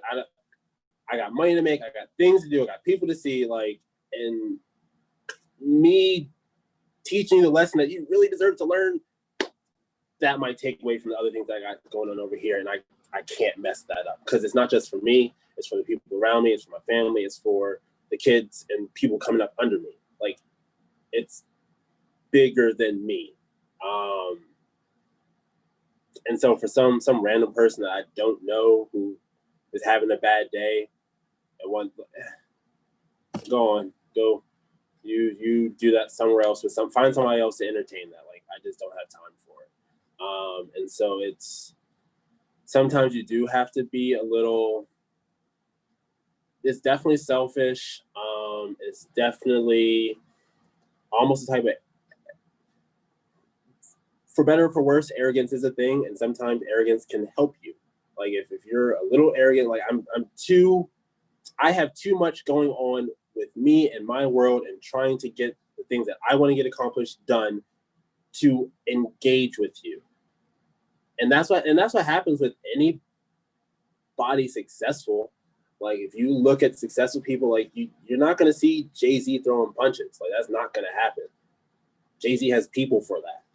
And even his people don't really want to do that, because then it falls back on Jay-Z. And then there's levels, right? So if you see yourself, and I believe everybody should see themselves as striving to be better than they are, you're gonna have to change certain. You're gonna have to modify certain aspects of the way you handle yourself in certain situations. It just is what it is. Even if, like, perfect example, you're not gonna see Mike Tyson get into a fight with anybody on the street. That's not going to happen. He can. Everybody knows Mike is Mike. You feel me? But he can't. Like, Mike just can't do that. It's not okay. And then if Mike knocks somebody out at Starbucks, like, come on, Mike. Like, what are you doing? You preaching, Mr. Austin. You preaching, yo. Put your robe on. Pass the collection plate. You preaching over here. Yeah. So that's my take on that. Man, we love it. We love it. It's so many of our young people that want to connect with you. I know we never have enough time, but you have an Instagram? I do. Follow? I do. I can text it to, or I can just say it right now. Yeah, you can say it now. You can put it in the chat. Whatever you want to do. They gonna stalk you. I imagine. Steve _AUS10. It's a play on Stone Cold Steve Austin, a wrestling thing. But Steve _Aus and then 10.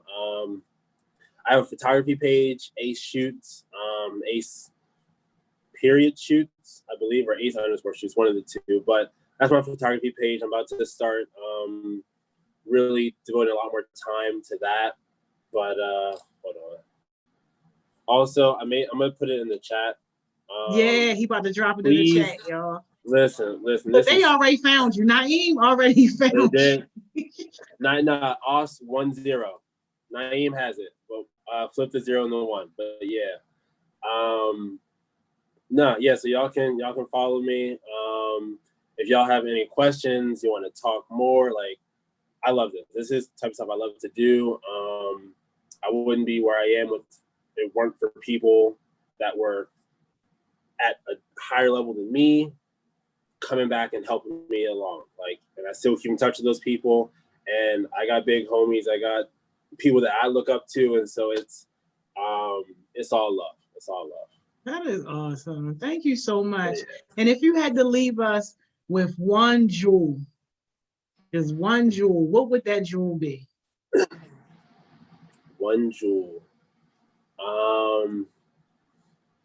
Kill imposter syndrome. I don't know if everybody exactly knows what that is, but a brief overview is if you feel like for whatever reason you don't belong or you don't fit in or you're not qualified or whatever room you find yourself in, you're qualified to be in that room.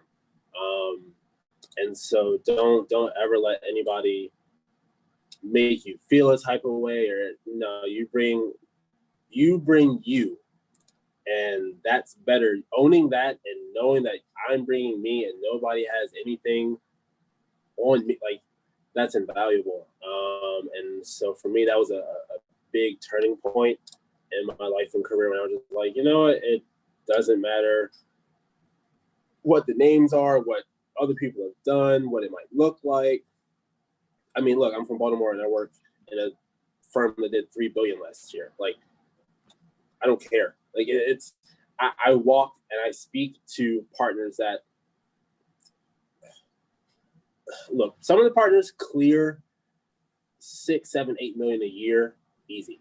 Like, and I'll talk to them in the hallway, the elevator, I'll have meetings with them. Like, that doesn't matter. It really depends on who you are, what you bring to the table, knowing your worth. And everything else kind of falls in line. Just stay the course, trust the process. I know it's cliche, but look, you gotta go through the dark times to get to the light. And I've been through plenty. If you want more stories, I got stories for days. But I do want to be respectful of everybody's time. So yeah. Yes, thank you so much, Mr. Austin. This was amazing. Oh, they're going to be on your Instagram, and trust and believe, we definitely got to have you back. You one of the faves already. That means a lot. Thank you so much. Enjoy the rest of your day, and we'll definitely stay in touch with you. Absolutely. We'll do this again sometime. For sure. Thank you so much. All right, everybody, take it easy. Peace. Y'all, was he not amazing, y'all? Didn't I tell y'all we always get the best guests, y'all? Shout out to Miss Money Mo for making that one happen. But look, y'all, go ahead, take your 10-minute break. I see you back here right at 12 with Miss Money Mo.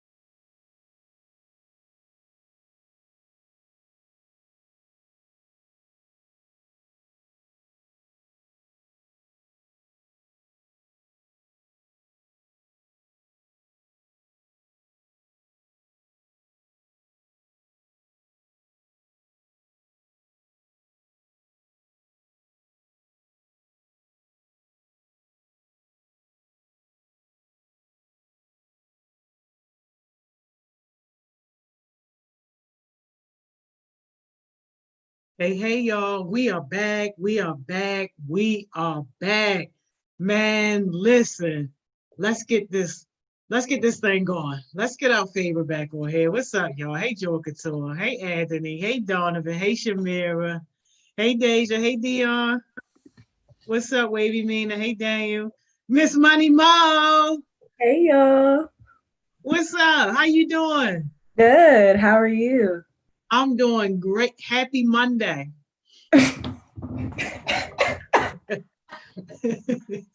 Happy Monday. I was crying. I was just like, you know what? It's okay. It's all right. Yo, I just want everybody to have that same energy when it's time to go get these goals, yo. That's all I'm saying. Like, when it's time to pick up them bags and go get this money, I want everybody to have that same energy, yo. Jump on them goals like you jumped on me, shorty. They jumped on you within like they was but I'm old, yo. I'm old. I saw it happen. I was just like, well, it's okay. She really meant Tuesday, y'all. She really meant Tuesday. Y'all know she meant even if she meant Monday. It don't matter. Who y'all know what day it is. Who cares? Where's anybody going? Who cares? Hi, y'all. I'm gonna need people to care about the right things, yo. Yo. Okay. Can I show you something that I care about, yo, real quick? I know it's cutting to your time, but it's only 30 seconds. Of course. Go ahead. Look at this, y'all. What? Look at this. Somebody just sent this to me. Okay. Somebody just sent this to me. Let me show you. Can you see this? Yeah, I saw. Okay, go ahead. Nope. You showing me. Yo, you see that? Yes. Yo, our man James, Central Creativity, made this for Wavy Way. His intro video. Yes. Yes, he did. Like, yo, wow. I know. Then people want to know why I be getting so mad with our heartbeats when they start to slack, because this is the type of talent that they sitting on. Like, yo, like James, you really did that, yo. He did. It's so good. It's so good. Y'all, he's taking a little hiatus. I know he's taking his break. Yeah. His break is fine because he let me know about his break. I'm just saying in general. I'm just using him as an example because that was his work. But I'm just saying in general, when I'm jumping on people, like it's because you got all this greatness in you. And we don't want this greatness to follow you to the grave. We want you to use it and put it out there in the world. Like, yo, that was amazing. If y'all got businesses and y'all haven't hit up Central Creativity to help you with your logo, marketing, all that, yo, you sleep, wake up, get with him, because pretty soon, none of us going to be able to afford him. Like, he doing this now at his beginning level. Imagine, yo, when we ain't gonna be able to afford him. Listen, every time somebody's like, I need a logo, I need a flyer, I need something, I need my go-to is James. Like, literally my go-to every single time. I think Miss Emma, was it Miss Emma? I can't remember. Somebody earlier, like over the weekend or something, asked me for something, and I was about to say James, and I was like, okay, now I'm being respectful because I'm being respectful. But every time, the first time. Yo, and that's why I be so mad he don't have a Facebook. I be tagging his mother and stuff. Like, yo, show this to James. People be like, I need a logo. I'm like, I'll be tagging his mother. Like, sis, show this to James, yo. Hey, yo, y'all better hit up Central Creativity, because even if your product is trash, he will make it look like it's gold.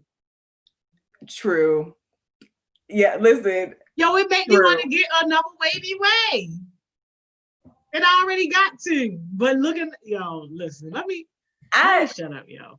I need to shut up too, because I'm going to start. I get emotional when I be talking about y'all, so I'm going to stop. Yo, but business owners, get y'all Facebook. That's definitely where the money is at, y'all. Get y'all Facebook. We got people knocking on this door, y'all. I hope everybody there, because they was surely texting my phone talking about it's not working. Chill, y'all. I cannot. Okay, praise the Lord. Everybody's here. Lene, the activist, what's up? Hey, Lene. Think of the dawn. Hey, yo, I was not playing the game. I got success sessions playing on my game, so I had to pause it.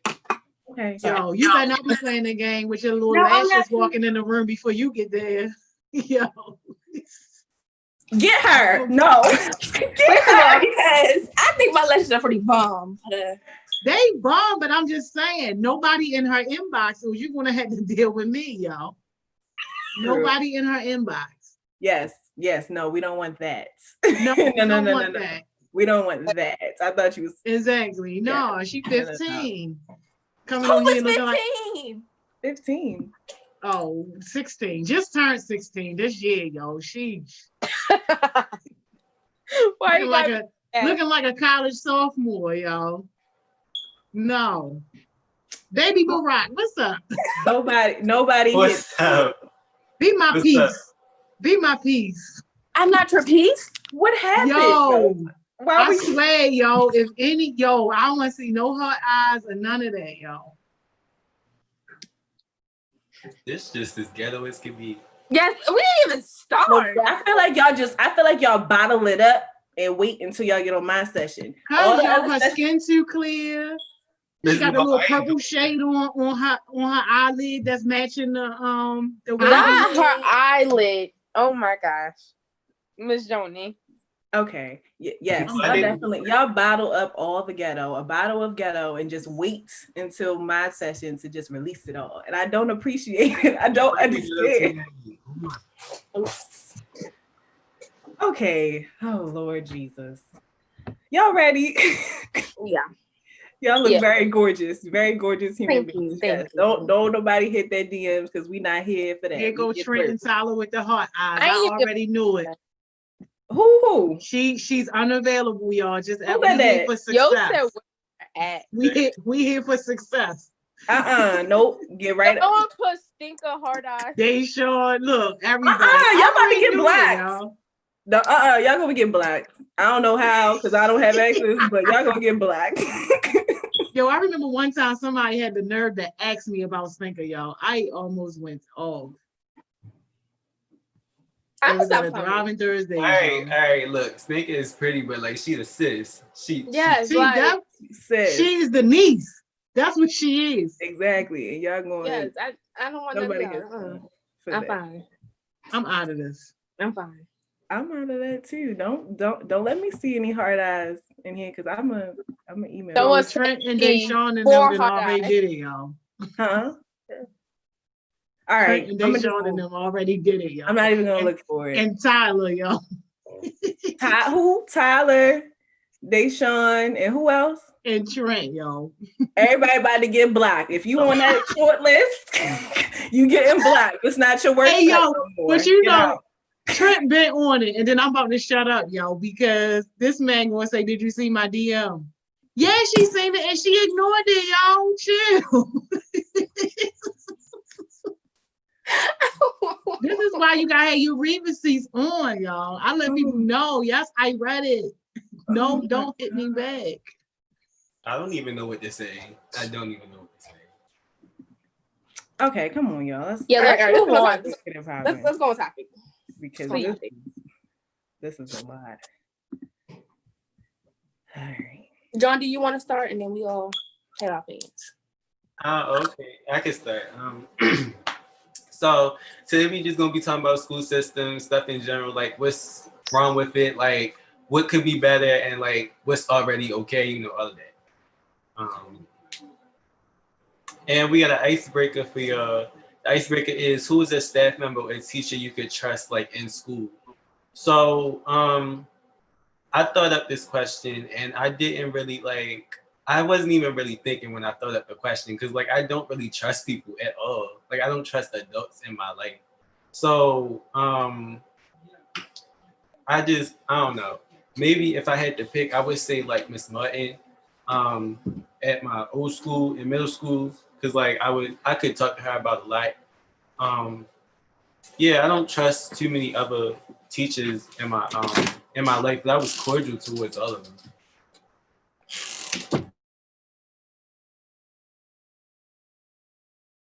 Oh, I'm I'm gonna answer the question.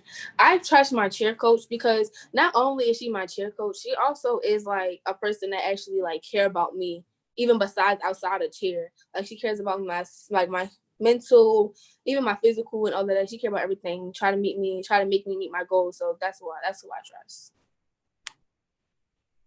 Well, see, I went to no, I'm not even gonna say predominantly white, but I ain't really trust a lot of teachers like that for the simple fact, I was a trouble kid in high school, kind of.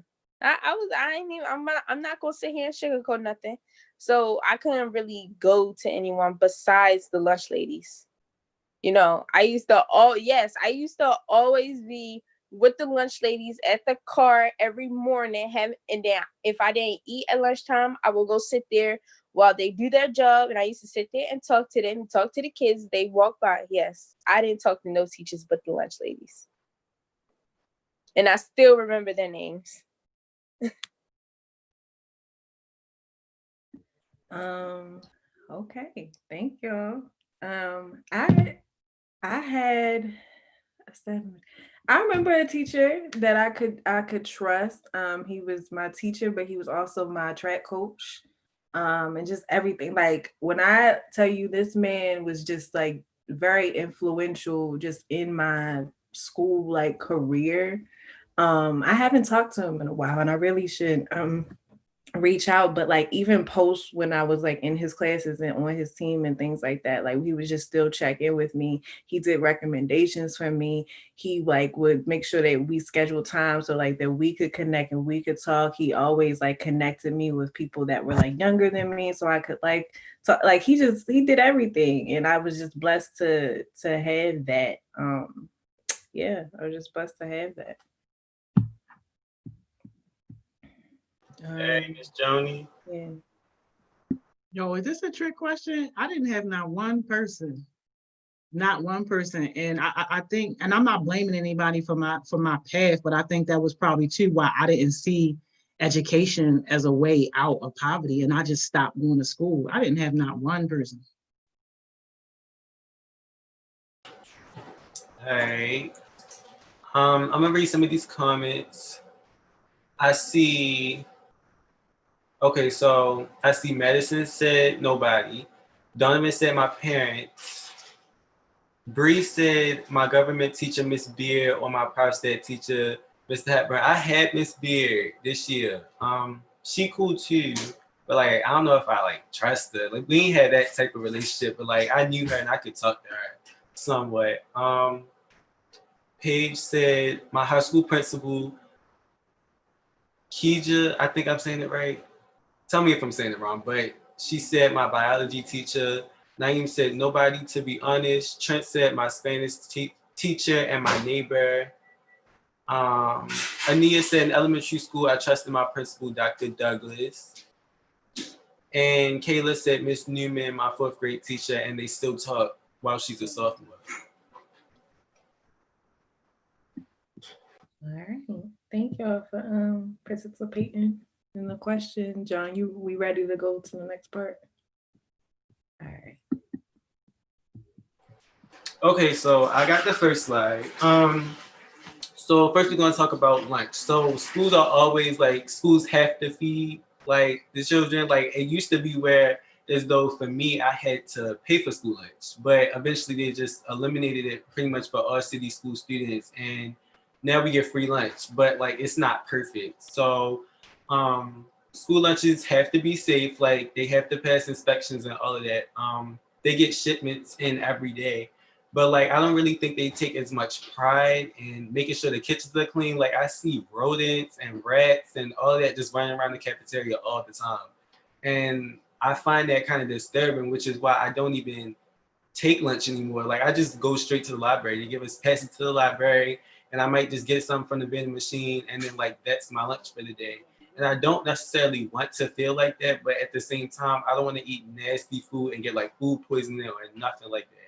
Like I want to go home safe and sound.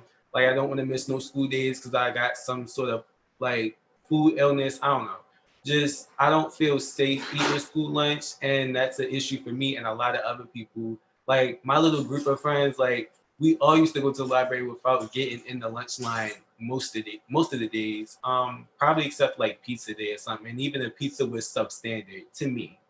But like I would never go in the lunch line to get any sort of lunch. I would definitely wait in the line for the vending machine and then just go up to the library every single day.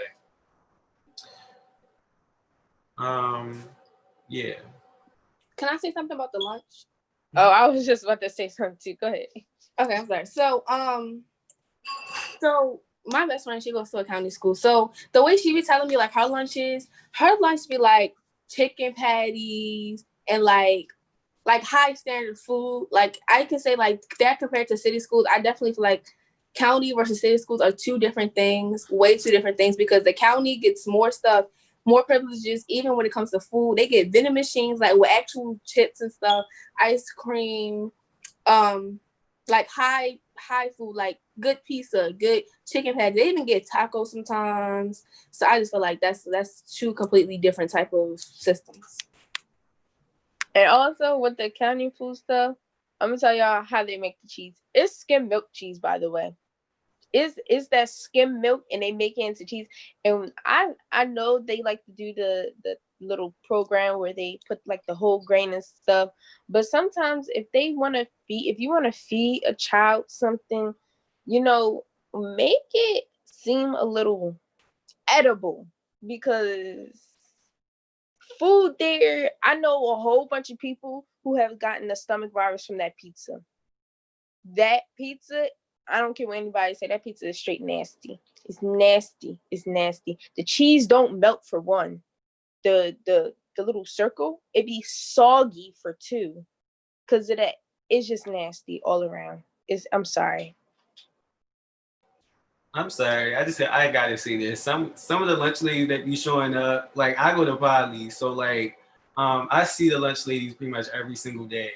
But some of them don't be looking up the par. Like they don't look like, I'm not trying to come for nobody, Miss Joni, I swear. I'm just saying like they don't be looking like they actually want to do their job. Like I swear they just be throwing stuff on the plate and then just giving it to us. And I just be looking like, are you having troubles at home? Like I really just be looking. I have no idea what to say, like specifically about that, but I'm just saying like we could do a little bit better with the presentation. Oh, okay. That's real. I mean, listen, that's real though. I would want people, that's looking clean to serve me food if you serving food. So, all right, I get it. I get it. I saw some comments about like private school lunch.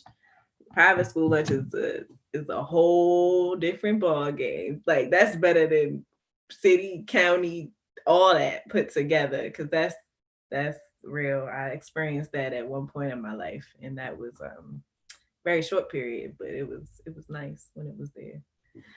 All right. John, you done with this lunch? Y'all done with this lunch conversation? Okay. Wait, can I read a comment real quick? Yes, ma'am. Jada said at Western, the lunch lady said that they wished it could go back to having lunch that had more a personal touch to it, because now it's all pre-cooked and reheated. And that's also because one of my aunts, she was a lunch lady, and I know for a fact they used to always make it themselves, and it used to never be like pre-packaged. Like in like the food is literally like it's all there, then it's frozen. It's basically like a McDonald's, basically. It's frozen, then they take it, they slab it on the pan, they put it in the heat, take it out, slab it on, and serve it to you. Like it's not really like their own touch to it to make it good.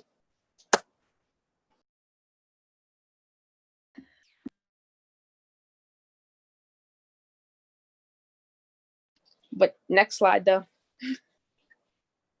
I went to the next slide. I'm there. We there. Okay, so the next slide is Black History. So it says I really cannot read that. I'm sorry, y'all. I can't see that. So I'm gonna just explain like my opinion on the Black history and school system. So once again, I was in accounting school for 1 year in my high school. Then I transferred to a city county school, which was to a city school, which was very like probably the not smart of decision. But so county school to me, I mean county school, they have like they do not touch Black history at all. They just all they tell us is all they did was tell us in ninth grade was that we had slaves. They didn't tell exactly into like deep down into Black history at all, which I felt like was I felt like it was rude because I'm supposed to go to a school and I'm supposed to learn history, but I'm not actually learning the actual history. It's actually going to be like I'm actually need to know in life. And I just felt like that was wrong. So I felt some type of way when I was in my county school. So I did email my teacher, my principal. They did not answer, but I did feel some type of way because I felt like how y'all want to be a school and we're supposed to learn history, but we're not learning the exact history. I feel like in the textbooks, I don't trust any textbooks from schools at all. I feel like they're all fake. I feel like it's all written. I just believe like documentaries and all that. I don't really believe the whole textbooks. And I can't really say from my city side because I didn't like, we had Corona, so like my school got shut down, but yeah. So y'all can talk from the city side because I don't know. Y'all want my perspective on this Black history in school? For one, it's literally, the school system is whitewashed. I don't care what anybody say. If you want to argue with me, I'll pull up my facts.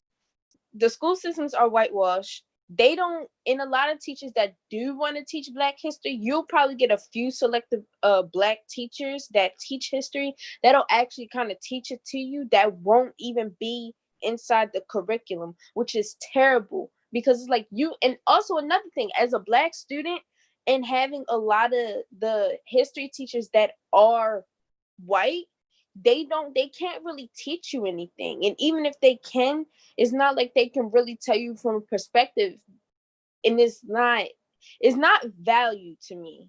And the textbooks, like Stinker said, they are written. It's supposed to be that way. Like I said, it's supposed to be whitewashed. They're not going to teach you about history that they don't want like a upcome or a revolution, so they're not going to teach you about any of that. They're not going to teach you about African American history, let alone how we truly got here. They're going to tell you, okay, this was the little slave trade that happened. Okay, skip to that.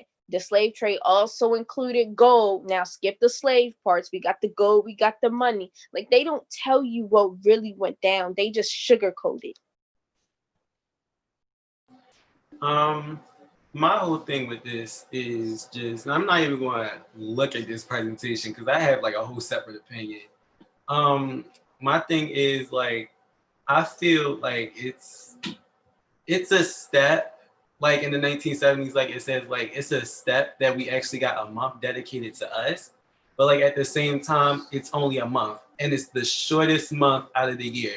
I don't think that's a coincidence that we got stuck with the shortest month out of the entire year. We only have like 29 days in February. And like, I know a lot of people think like it's only like a subtraction of 2 or 3 days. I feel as though like, why would you pick February out of all months? Like that really just sticks out in my mind to me because I'm like, it's like no other month has less than 30 days. No other month, like, I just want to know what in the government's like mind like made them want to specifically choose like February as that month. Like people say it's not that big of a deal, but at the same time, we've been going through this for too long and people are finding out stuff now. That's why we have these riots and everything else. Like George Floyd's death kind of really like kickstarted it, but like people are finding out stuff now from history, knowing that the textbooks aren't all that they say they are. They're seeing that like they don't put everything in those textbooks. The teachers don't teach everything. They just teach based off of what the system wants them to teach. They can't, like, it's not in their job description to teach all of Black history.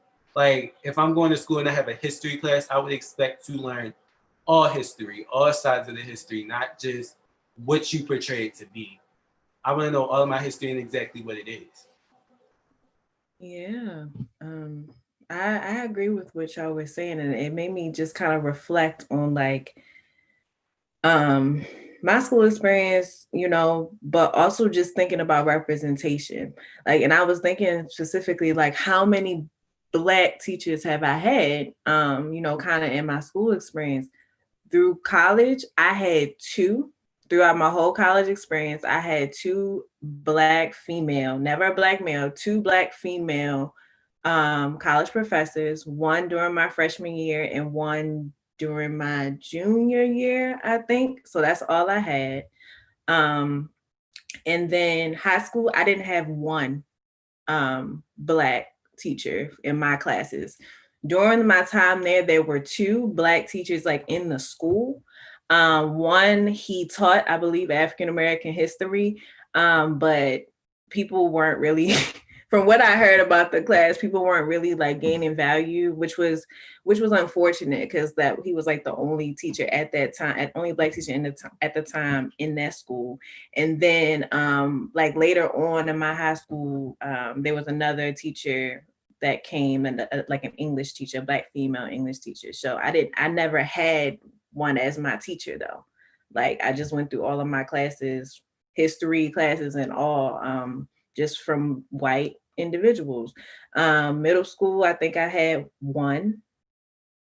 I believe I only had one Black teacher. Elementary school was different. I had a lot of Black teachers in elementary school, but yeah, I'm just thinking like that representation, like the history and the information should be there, too, definitely. But I'm also thinking like the representation needs to be there as well, because I'm looking, to my white teachers and rely, hopefully they'll tell me, information that's, not biased and all of that, but you really don't know.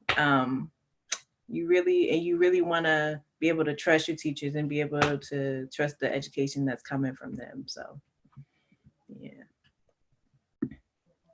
Miss Joni, what you think? Like, I think that it's just absolutely crazy how just like in general, all the young people that I talk to, most of them have just this same idea of I got to learn more outside of school or in supplemental programs or even just through my own self-education than what they learn in school. And that's part of the reason too why we work so hard to try to fill in the gaps. Like even when y'all was talking about the whole lunch thing, like me and my team, like that's something that we talk about often. Like we refuse to accept the free lunch that we could get. Now, granted, our counterparts who also run nonprofits, like they get that free lunch because can't nobody really afford to spend extra money on food. But almost half of our budget is on food because we refuse to give you guys some crap that we wouldn't put on our own table. So and just trying to bring different experiences and making sure that we try to fill in some of the gaps. But it's just really sad to me how the school system is allowed to fail our kids continuously, and they hand it right from your mouths.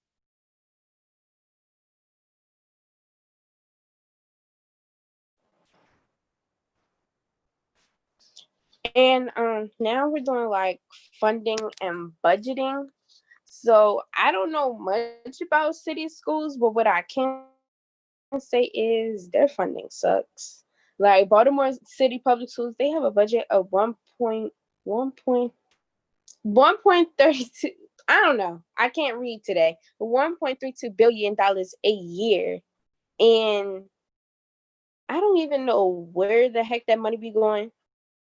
I'm sorry. Like, is it just me that don't know where that money be going sometimes? Like, you get like that's not a billion, a 1 billion basically a year, and you can't like get the simple needs for students. Like sometimes that just to me that that's like someone being sneaky inside the system and taking away that money from the kids. And and obviously they're going to use the budget to make it seem like they are using it to like supply like certain stuff to certain teachers, but to me it's just like, where is that money going? Like, wasn't them didn't they just have a big issue over air conditioning in school?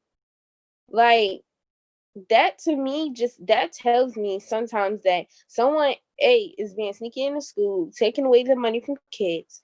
Two, they're not even giving it to the actual teachers, and they're not giving it to the schools. They're giving it to like the higher people, like the supervisors and the people who make curriculums instead of, and all of that stuff, instead of actually getting kids, y'all, like computers and what else y'all need? Y'all probably need new textbooks. Some kids that can't even afford to get, school supplies. Where is most of that stuff going?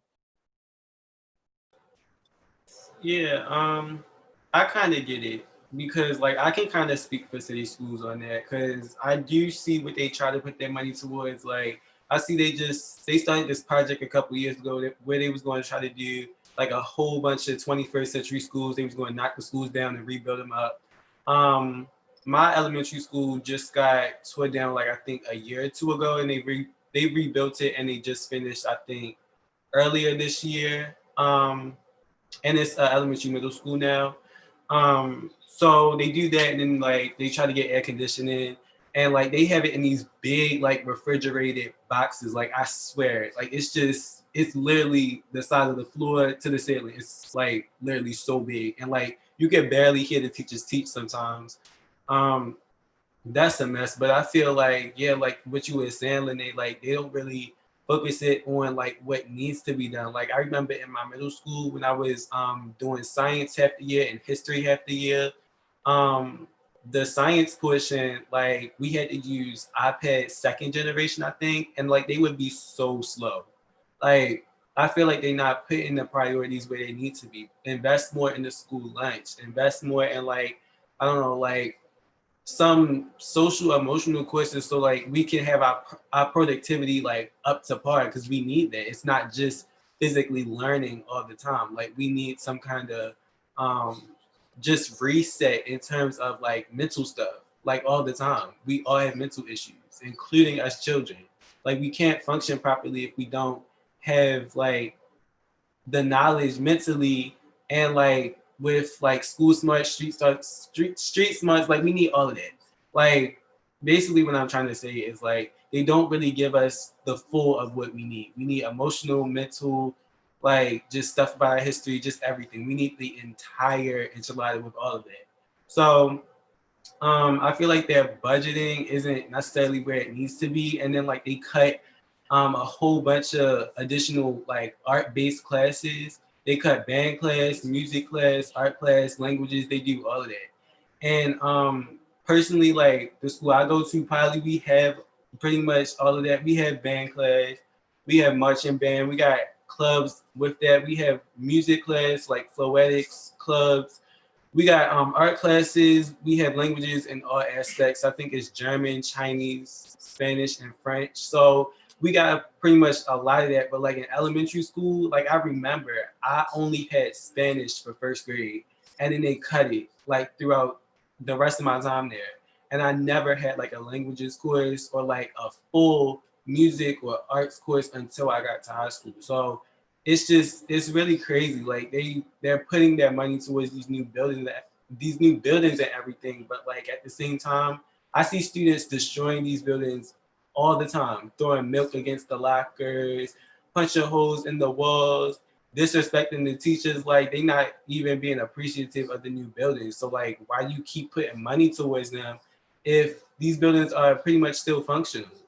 Like at least like I don't know, like put the money where it needs to be. These school lunches need to be fixed. These air conditionings need to be fixed. They don't need to be that big in the first place. Like we need our art classes back. We need all of that. Like I just feel like they're not like really putting it in like they should be.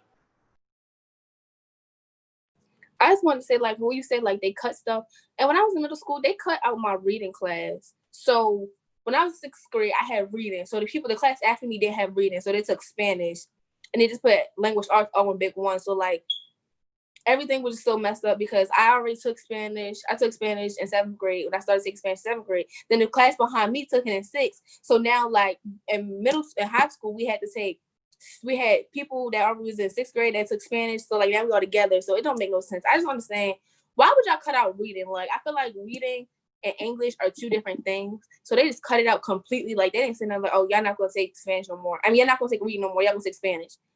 How does that help or benefit anybody. Like that didn't make no type of sense. I'm sorry. Also, with the funding and budgeting about talking about classes, I do believe it should be a requirement to take like a life class. You know, they learn how to do housing. They learn maybe even learn how to do taxes, because I don't. If I look at a tax form, I'm probably gonna be like, here you go, take a right to H&R Square, because I don't know what none of that stuff is. And they probably need like a class where it's like an actual, like, you know, like a realty class or economics class, like where they learn how to drop ship off of Amazon, where they learn how to do all these mainstream incomes, so that way in life they won't fail. Because a lot of people out here are really struggling to really, you know, live.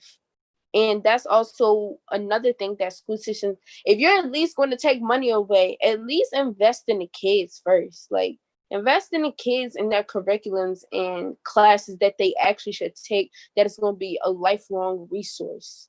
You know, they shouldn't have to, nobody should really have to discuss this. This should be a non-discussion topic. This should already be done. We're in the 21st century. We're not in the 90s. We're not in the 80s.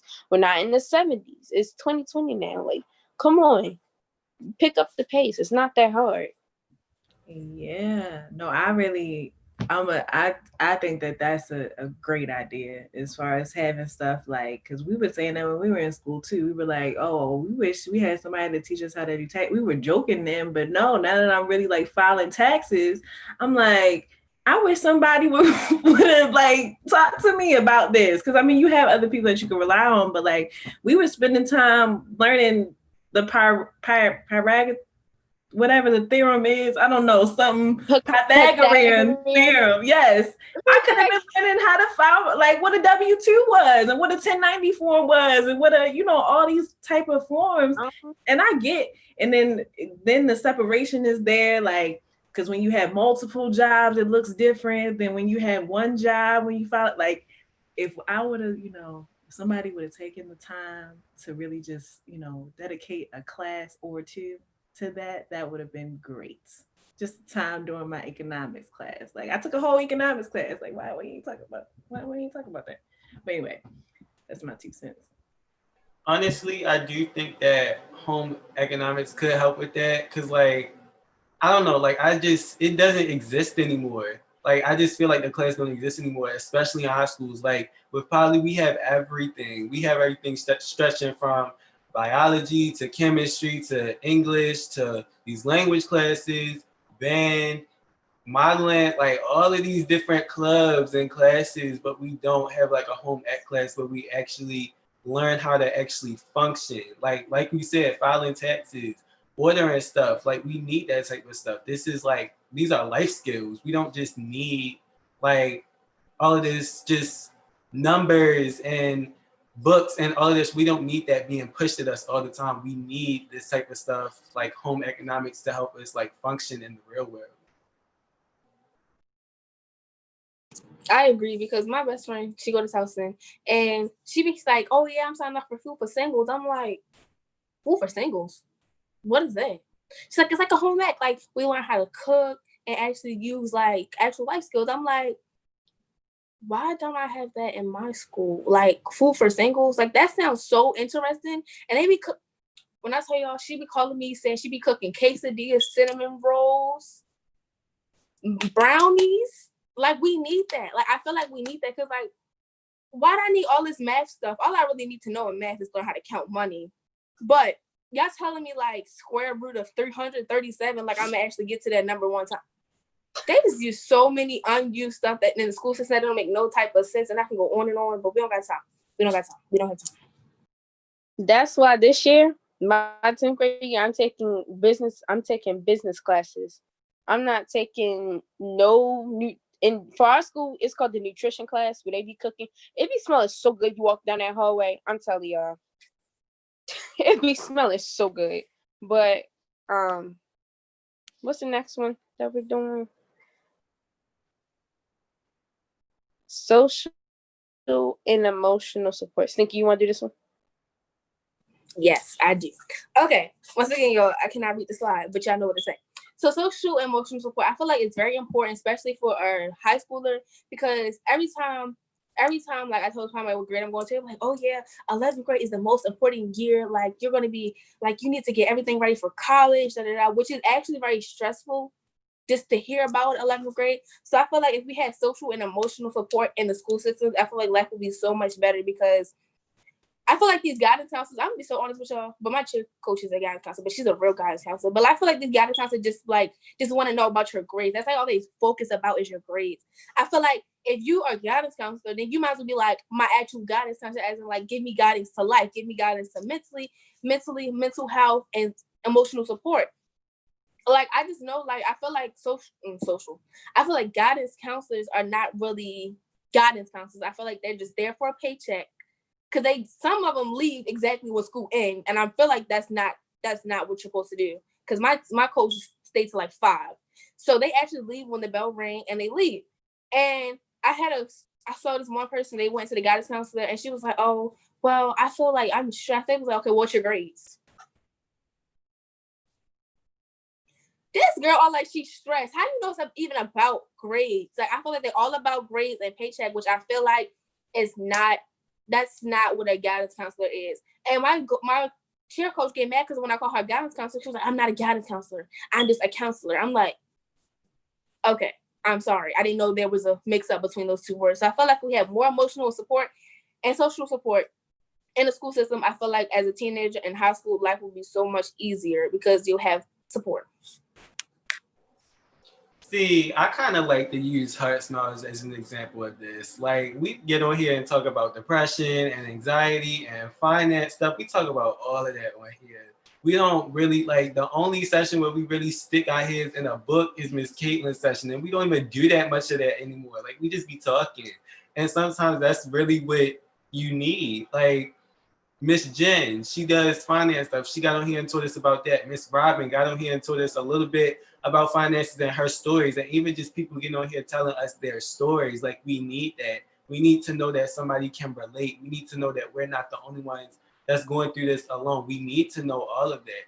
And I feel like since schools don't really take that as a priority, that's why we're having so many disconnected youth these days. That's why they're dropping out of school, because they don't really feel like somebody actively supports them. And I feel like that's the problem. Like, we're losing students every day, either to the streets or to a grade. So get them back in school. Make sure that you actually genuinely care, not just because you're getting a paycheck. Like, actually show these students that you actually care, and you'll retain them. Honestly and truly, like, you'll see a greater difference, a big difference in the number of students that enroll back in school or the students that stay in school and actually get their diploma. One thing, my middle school teacher, not my middle school teacher, my middle school guidance counselor, I'm gonna tell y'all, I stayed in her office 24/7. I ain't even gonna lie to y'all, because I could actually talk to her. I could actually talk to her. But when I got to high school, that was a whole new ball game. Like her, I'm not gonna put her name out there, but she would, when they used to come in there, they will only talk about grades. That's the only thing that she would even talk about. Never actually I've never actually heard her ask me how was my day today. I've never, like, every time I saw her, they would walk straight past you. They wouldn't say one thing to you, but then as soon as you get a phone call down to their office, hey Lene, so I was wondering what class would you like, hello, hi ma'am, good afternoon, how's your day, are you feeling okay today, how's your kids, ain't like, hey Lene, how you doing at home, is everything good? No, Lene, what class would you like to take today? Okay, so you have AP, you have this and that. Like, ma'am, sometimes nobody want to come down to no guidance counselor and talk about that. Then she got the nerve to cut her lights off in her office. Like, ma'am, no, it's a whole bunch with these counselors. All I gotta say is, if you're gonna be a guidance counselor, at least have a nice little welcoming.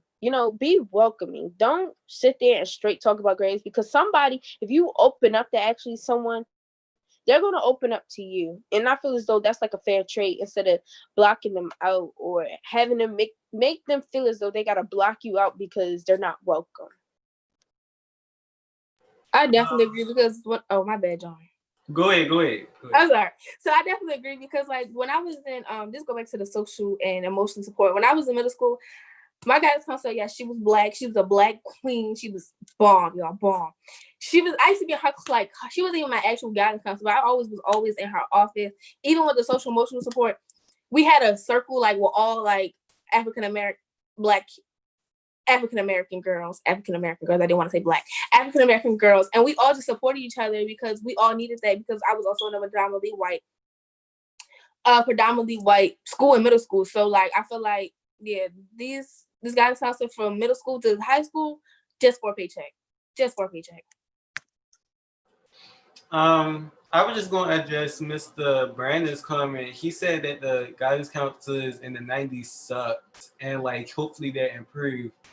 For city schools, like I can't even speak for all city schools. Maybe y'all could do that in the comments. But like as far as Poly goes, they have 4 guidance counselors for all 4 grades, and they like kind of reset when freshmen come in.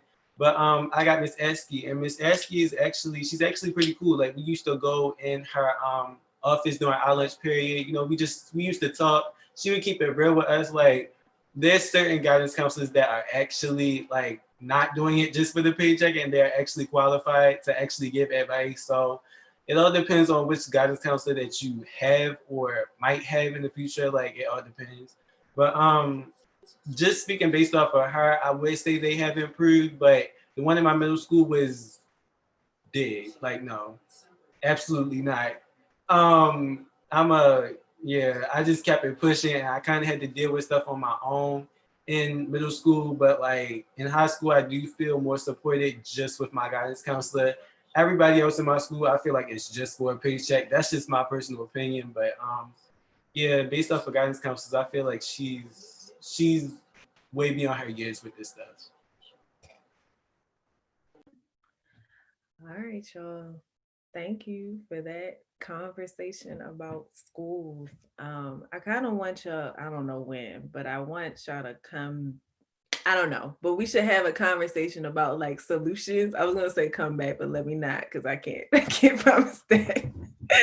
But so we can have a conversation about like solutions and just kind of like also like, you know, there's the negative side definitely, but also there's some positives and some things to continue to discuss. So I think that we should continue this conversation. My jewel for today is you are in control of your own education. Whatever that looks like it might seem like your teachers are in control, your guidance counselors are in control, or your principal or whoever is in control, but you are absolutely in control. If you're able to log in right now to this YouTube live and watch us, that means you have an internet connection. Use it to your advantage. Yeah. Think my jewel. Ooh. I feel like I use the same jewel every time I come on here. Oh yes, I'm gonna piggyback off Ms. Morgan. You are in control. If you don't feel comfortable in your education space, don't feel bad because everybody's not comfortable. You gotta get comfortable with being uncomfortable. You have to make it fit for you. Every school system is not for everybody. I'm telling y'all, it's not. So make yourself feel comfortable by being uncomfortable. My jewel is you gotta know when it's time to be for yourself. You got to know when you need to take time for yourself. If you feel as though in school you're not getting what you need to learn how to get it for yourself because not everyone's going to put it out there for you. My jewel is just make sure you're doing all that you could do. If you feel yourself pushing yourself to your limit, absolutely go and talk to somebody. It doesn't necessarily have to be a faculty member and all of that if you don't trust them. But make sure you're actually actively getting the help that you need because nobody can do anything alone. Not completely. So, yeah. Yo, thank y'all so much. This was a great conversation. Thank you, Miss Money Mo. Yeah, no, thank y'all. They made it what it was. So thank y'all. This is awesome. Thank you, Baby Barack. Thank you, Stanka. Thank Bye, you, y'all. Lene. Y'all did great as always. See y'all. See you a little bit sooner than you probably expect, honestly. Oh, Bye. all right. All right. Hey, y'all. Didn't they do a great job, y'all? And honestly, I hope we have time to have that part two to talk about solutions, because that's when the real work begins, when you talk about solutions and what we can do. But look, real quick before y'all go on break, did y'all know that Tiara, is Tiara on here? My girl Tiara, duh. You on here? Yeah, I see you. And my man's Dante. Dante, you on here? Yo, Tiara and Dante, they got smoothies from Chaos Smoothies. Yo, how cool is that? Y'all make sure y'all link up with Cam from Chaos Smoothies, y'all, because y'all know Cam always doing something cool. She do the Selfless Sundays on Sundays to donate and give back to homeless people. And once in a while, like this, she also just do giveaways, y'all. That's what she do. So Cam and Tierra, make sure y'all get with Cam to let her know what flavor y'all want. I say get the HeartSmiles red, but hey, that's just me. But go ahead, y'all. Take your break. Then after you take your break, take your lunch, and then we'll see y'all back here for the last session of the day at 2:00. All right.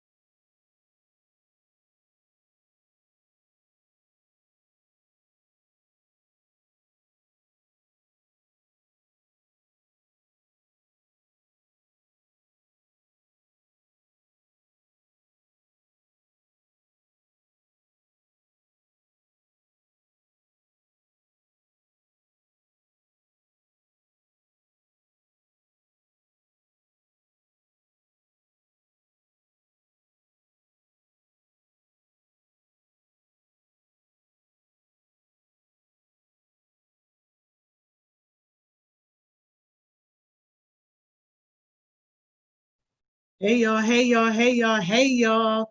We are back. We are back. I hope somebody had a good lunch. Hey yo, who had a good lunch? Man, good to see y'all. We on our last session of the day, y'all. Can y'all believe it? Hey yo, and check this out real quick before we get into our final session. Nobody, absolutely nobody should be on my phone begging for money for studio time when Stinker got a whole studio. I'm not giving nobody not $1 to go and spend at another studio somewhere when you got Stinker right here, yo, with the Studio Connect. And it's free. All right. Let's see what we're getting into today, y'all. Let's see what we're getting into. All right. I think y'all might like this one. I don't know. Let's see.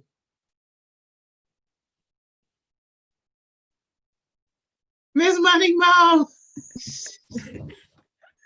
What's up, yo? How you come back, y'all? How they trick you into that? It's not really a trick. It's just I'm just here. All right. Let me open the door for these other folks then. Okay. Let's see what's going on. We rarely get you 2 times in a day, so it's I a know. Listen, it might happen again this week, so just be prepared, okay? Reality. We rarely get you 2 times in a day. What's up? Hey, am I saying it right? Is it Keisha?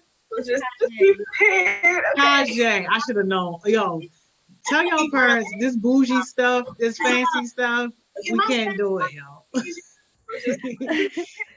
Kajay, what's up, baby? How you doing? I'm doing good. I'm so ready. I'm just so excited. Like, yeah, yo, that better be a wavy wave bonnet on your head. No, not yet. Not yet. Not yet. Wow. It's when we come and sing. Y'all ain't ready for it. Okay. All right. I like the new heartbeats up in here. Okay. What we doing, y'all? Okay, so I decided, first of all, before we get in, I was told to say this. Okay, so before I chose reality, I had Miss Mo told me to pick a male new heartbeat. And I text my team Brandon, no boys wanted to do it. Not one. So, reality said I wanted to do it. I said, Miss Mo, is it okay if it's a female? She said yes. So we had to get a female. So wow, so none of the boys that no bosses on Team Brandon. No boys wanted to do it. No. Wow. No, at all. Well, I hope this is an invitation for one of y'all to get up here because listen, no, Kajay, she said she tried. Oh, I'm sorry, right? Go ahead. We would love to have a boy like point of view on this situation because we don't know. Yeah, y'all want to call one up like right now? Like we can send a link to somebody right now, but like y'all new heartbeats, y'all boys gotta step up, yo. Who you telling? Yeah, why not? Yeah, come on. This topic is so good. Like, and then what's the topic? Do it. Okay, our topic is like self-love and self-confidence. Oh yeah. That's deep. Yes. I wanted to do this topic for a long time. At first I had a topic, but then I switched it. I was like, no, we're gonna go with this. It's a lot of people, and we gotta go with it. We gotta stick with it. And it's so good. And I can't wait to get into this topic. That's amazing. So before we get into your topic, we're gonna put the call out for the boy. Any boy that has never been on a success session, yo, this is your chance. We're gonna put that call out first. Search in the comments. Right, let's yo, any boy that has not been on a success session, y'all. Oh, they texting in our group chat. There they are. Oh, now they in the group chat, huh? They said send the link. Oh, now they say, is this a new heartbeat that's never been on? Somebody that's never been on? Nope. I don't know. Let me see. No, he been on. Wow. No new ones. The new one. Ain't nobody say nothing. Wow. Oh, no. Come on, I have more faith in y'all in this. So even if you're not Team Boss Sauce, if you a boy and you haven't been on, y'all, where you at, y'all? Yo, this why I be team girls all the time, yo. The girls want to win, whatever it is. Yes, we need somebody on here. This topic is gonna be good. Yo, Cam said, "Don't be a broke bum." I just saw that. Hey, yo. That is crazy. Listen, I know how many of y'all it is. Okay, don't play. Yeah. Donovan said, "I want to join." Okay, all right, Donovan. All right, Donovan. DM Miss Mo. Yes, Get the link. Come on, Donovan. All right. Okay, we got somebody. Okay, so Donovan's a thing. But go ahead while we waiting for Donovan and getting him set up. Kajay, we haven't seen you before, sweetie. So go ahead and introduce yourself. Okay, my name is Kajay. I'm 15 years old. This is my first time being with HeartSmiles, and I heard a lot about it from my family members. And next year when I do it, I'm going to stick with HeartSmiles. They say they do a lot of things. I heard a lot of good things. My career is going to be me building on my goals to be a small business owner and doing hair, because I love doing hair and I just love it. And I love everybody else's passion, and I just want to see what everybody got for today. I just want to see the energy. I'm ready. I couldn't even sleep. Like, I was up. I couldn't sleep. Like, I'm just so ready. No, So for ready. real. Like when we like had a meeting, yes, just about the session and everything, she was just like, "Hey, how y'all doing? I'm so excited!" Like she was just so happy. I love it, yo. I love it, yo. Yes, and so I was excited for today. So yeah, Donovan, honey, where you at though? That too. Where you at? Y'all already know me. If y'all don't, my name Reality. I'm 15. And yeah, that's it. So Okay. Yes, we love reality. We love whenever reality is on with us. All right. I guess we're gonna get started because there's nobody asking me for any link anywhere. So yikes. Wow, Donovan bluffs us out and he talking about something. I'm ready to join. Look, man, if anybody else, yo, whoever hit Miss Mo up first, a boy that hasn't joined, yo, hit her up, yo, and save the day. Represent for the boys, yo. No. Yo, if Stinker was on here, Lord Thirsty Trent would have been up here. I ain't say it though. Oh no. Y'all ain't hear that from me. The whole YouTube just heard you say the whole not for me. Y'all ain't hear from me, yo. Y'all bluffing, yo. Somebody hit up Miss Mo, please, yo. Oh my gosh. This is embarrassing. Imagine if we had to go to Atlanta tomorrow to do a presentation and we needed a boy. Like, come on, yo. Like, and that has happened for real. Ask my man's Beats. I don't think he on here, but he had to meet us at the airport, yo. Broke little luggage and everything. Let me not tell his business. It was a mess, but we had fun. Come on, y'all. Oh, okay. Listen, we just go Kajay in reality. Y'all tell me what I'm doing. Okay, so we're gonna start with our stories that we had. So I'm gonna go first because yes, I'm just gonna take the lead on it. Okay. So I had an experience with self-confidence. Before I got to middle school, about 3 years ago, I was real skinny. I was like, okay, I'm okay with it. And then going up to now, I started gaining weight and people started calling me like, oh, you fat. They started shaming me and all this other stuff. And it was just like, I would stay in my shell. Like I wouldn't talk to people. I would just stay me. I would just be looking around like I was lost. And now it's like, I have people like, I'm open to having new friends. Like I have new people in my life that, telling me you're beautiful. Let you shine, like be yourself. You don't got to change for nobody. So with that, people keep telling me that, and people that I didn't even know was texting me and telling me like, you're beautiful, don't let nobody say anything to you and bring you down with anything. And that just like it spoke to me, because I had a voice in my head and it was like, just be you. And a year ago, it was like I just started cutting people off.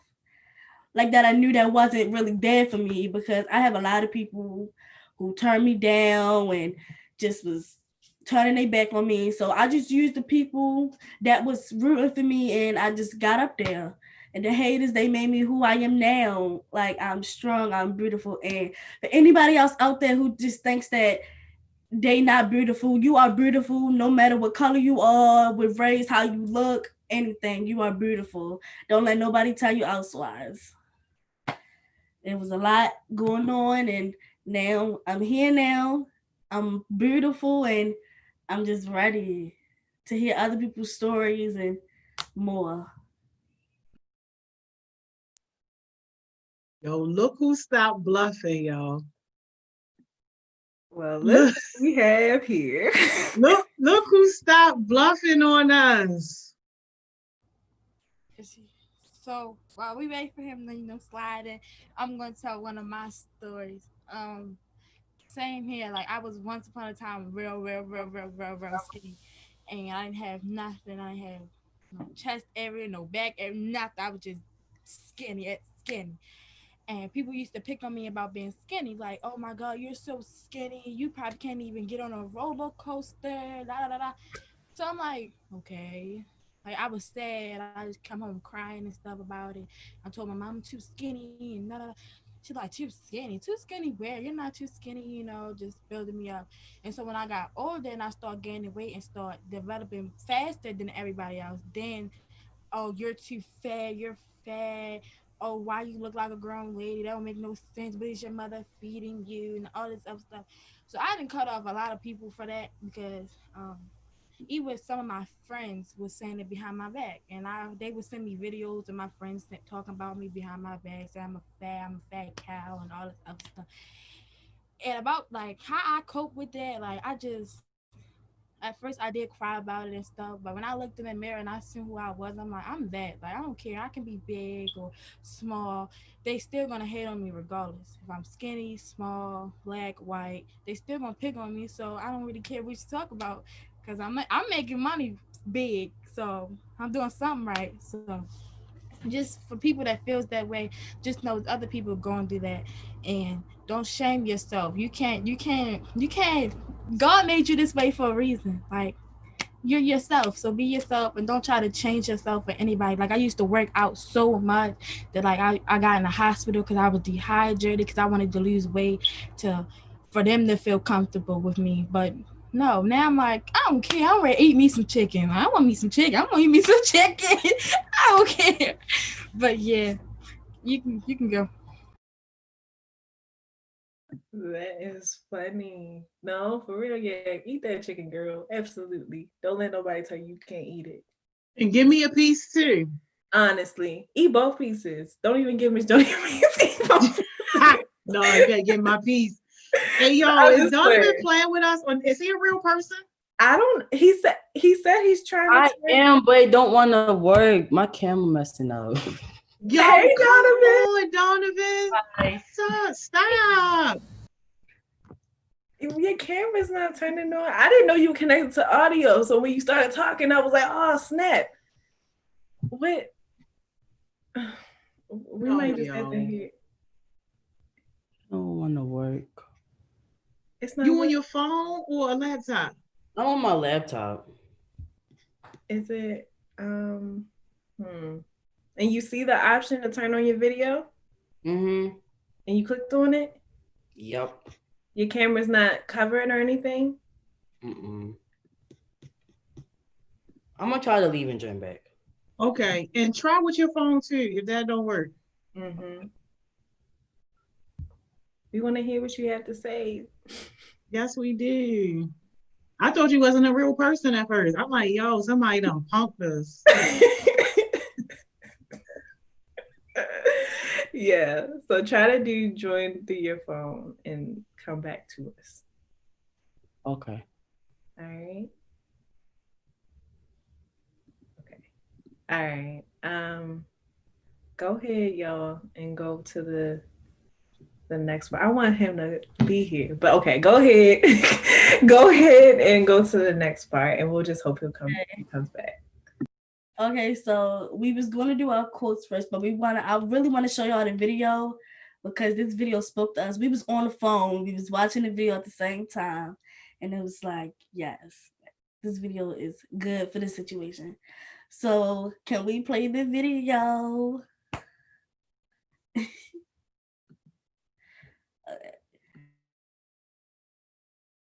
Can y'all see that? Yes. Okay, praise God.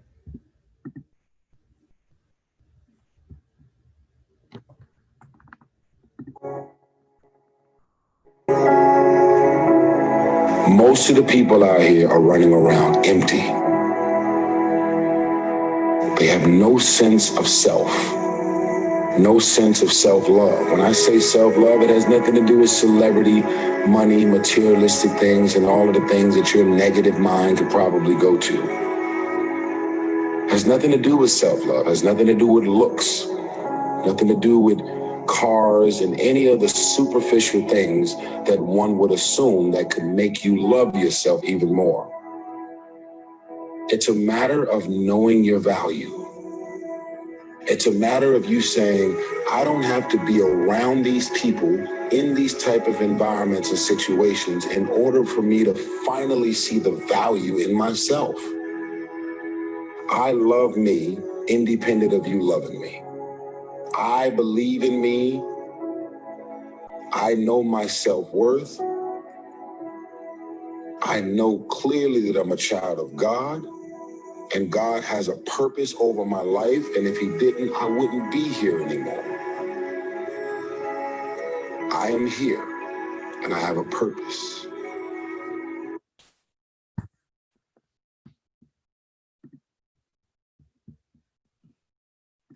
Okay, so that was the video.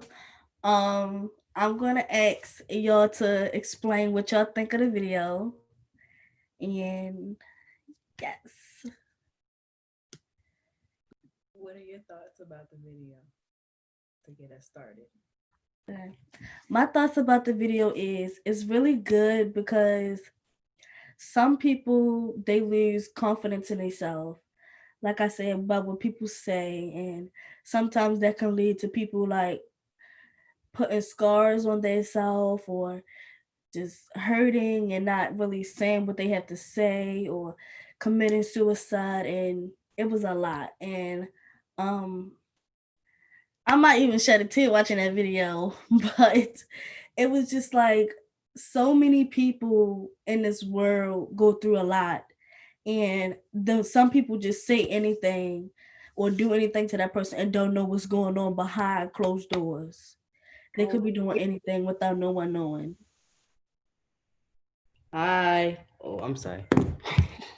Hey, Donovan. Sorry, Kajay. Yeah. That better be a wavy way. Do-rag. Hey, sweetie. Yes, we got it together. We got a picture. How are you? Thank you, Kajay, for sharing.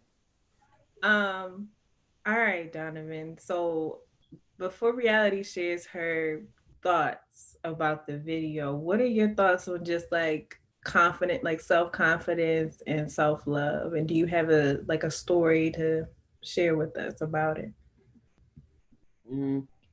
I think self-love.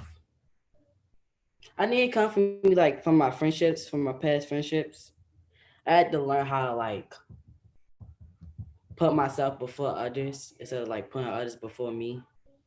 And I feel like I need to start doing that more often because I learned that like being in school, me putting others before me, it really messed me up sometimes in school. I need to learn how to do that more.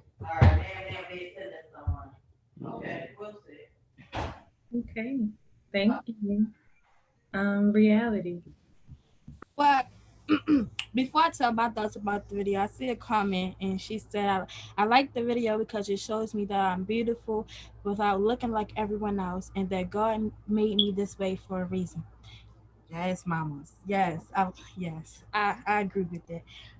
Um, who?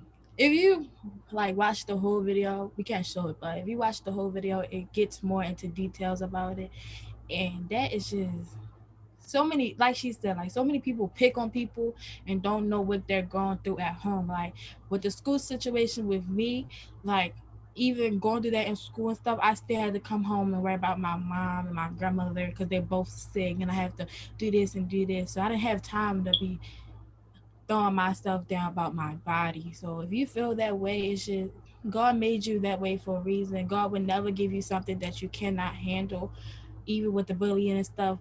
God gave me that. It might not have been the best thing, but He gave me it because He know I can handle it. Like you can always change the situation around.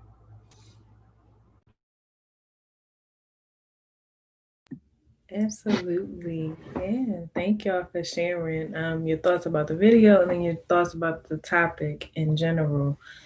So, Kaje, take it away. Okay, so we have some questions that we want people watching to answer and you guys to answer as well. So the first question is, what are some of your insecurities? I go. So for the longest, I don't know. Like my top area is like really, really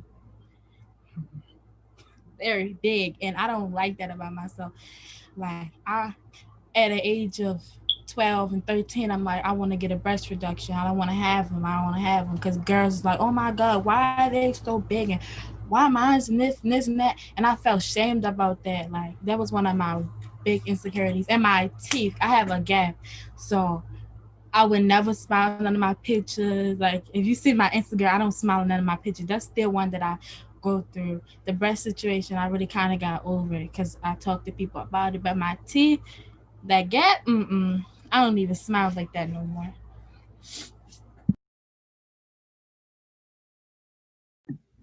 Okay. Thank you, Reality, for sharing. I'll keep my comments for when it's my turn. But Kaje or Donovan, you want to share? I won't go. Okay.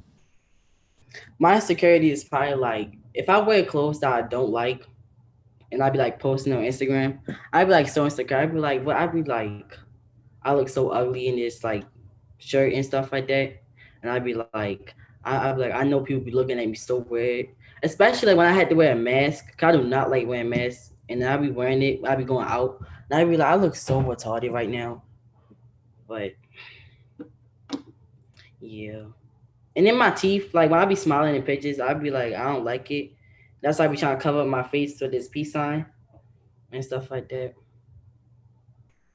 Yeah. Okay. Thank you, Donovan, for being brave. Reality too for being brave enough to share your insecurities. Kaje? Okay, my insecurities is my weight. It's not so much on my height. Um I used to say, oh, I want to be this certain way. I wish I was this skinny or this way, that way, and being like other people, but I wasn't really being me. I was focused on everybody else and worrying about my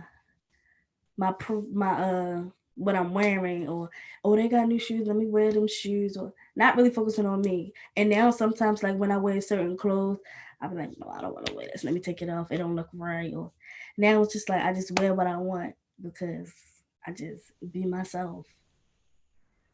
About the weight situation, because I see a whole lot of people in the comments talking about their weight and stuff. Look, I'm not finna starve myself to look like these models out here and all that. Like I did have problems about my weight. Like people still talk about my thighs. Like I did lose a lot of weight, like in my waist area. I didn't even mean to. I was just stressed, so I didn't mean to do that. But it was just me stressing out about what people got to say and stuff like that. Just made it smaller. But now they talk about my thighs. I'm a shoe head, so now they talk about my shoes. Like any Jordans that come out like I cop because like that's just me. People are gonna talk about you no matter what. Like you just need to love yourself. You look in the mirror and you see something that you don't like. If you want to, you can fix it. But if someone else is telling you to fix it and you cool with it, no, don't do that. Cause I'm not finna fix nothing on my body that I don't feel comfortable with fixing. Like my feet are huge. I say my feet are huge so many times. Like I don't know. Like I was looking up feet surgeries and I was looking up some weird stuff about that because people was talking about like my feet was big and all this other stuff. Like what? But now I'm just like, as long as my sneakers cool, I don't care. Like I don't care. And for you to come out and say about your weight, like that's cool to me because I would never speak on that. I would never have spoke on that. So thank you for that.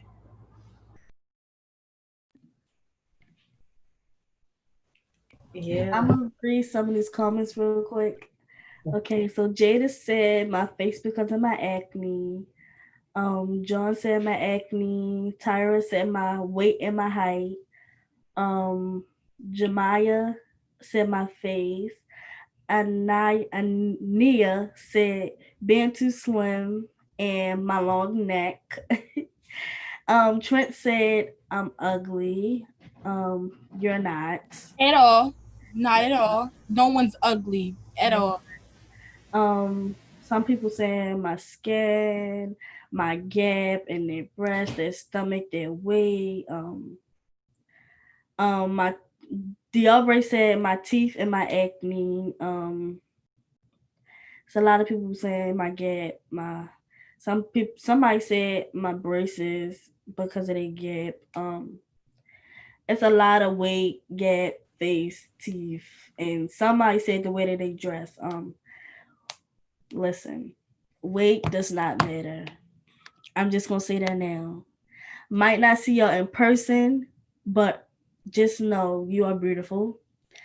Your gap is beautiful. Your skin is beautiful. Don't let nobody tell you otherwise at all. I agree, and this is low key breaking my heart. Right now, like looking at all of the just the comments about, and I'm seeing a lot of like physical like insecurities, and I can say, you know, me personally, I dealt with a lot of physical um insecurities with my body, you know, like my weight and the way I spoke at one point, and just like things like that. Because I was super super super super skinny, but I wasn't like muscular, and I was like having insecurities about that because like I was skinny, but like you could. It was like skinny fat. I don't know what it was, but it was beautiful. But at the time, I didn't know and I didn't accept it to be beautiful. I think my insecurities have like transitioned from the physical to just like ability wise sometimes.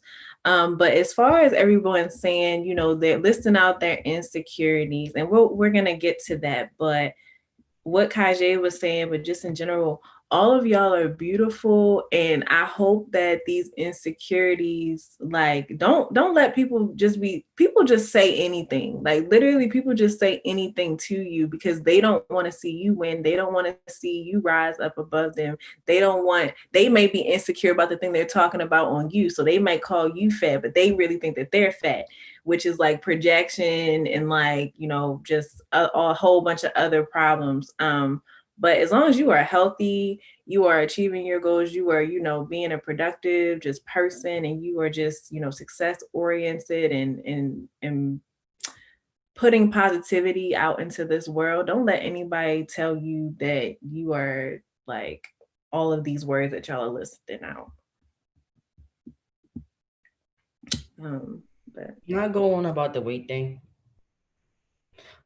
So when I be in school, right, people be coming to me saying that I'm too skinny. I'm like, I'm underweight for my age and stuff like that. 'Cause I'm 14, and clearly, my friends be coming to me saying, you too skinny, like you a skeleton, like you stick. And I'll be like, I know they be playing about it, but sometimes I be taking to the heart. And then I just learned how I love myself by who I am. 'Cause I'm not just gonna make myself look big just because people say that I'm too skinny. Like, it don't even matter to me no more.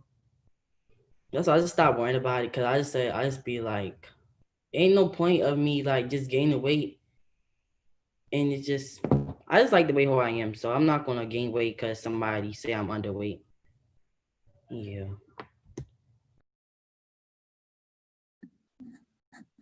Yeah. Go ahead, Kaja. Thank you, Donovan. Okay, I just want to put this comment out that Dante said. He said, Miss Joni said, if they ain't paying you, don't communicate. Simple.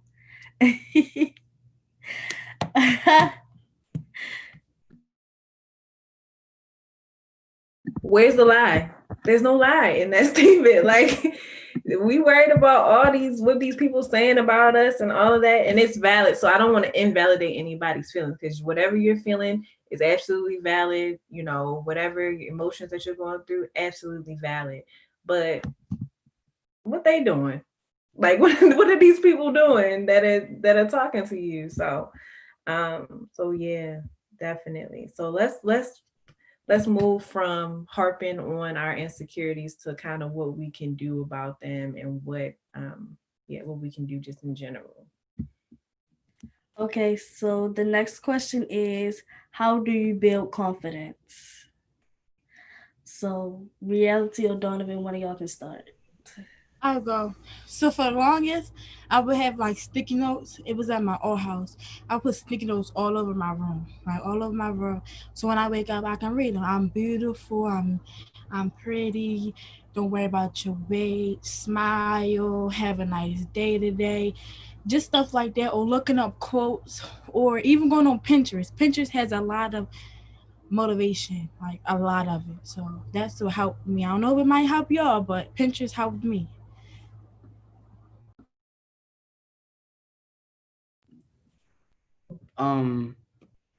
For me, I'll probably be like searching up, like saying it what Reality said, searching up quotes.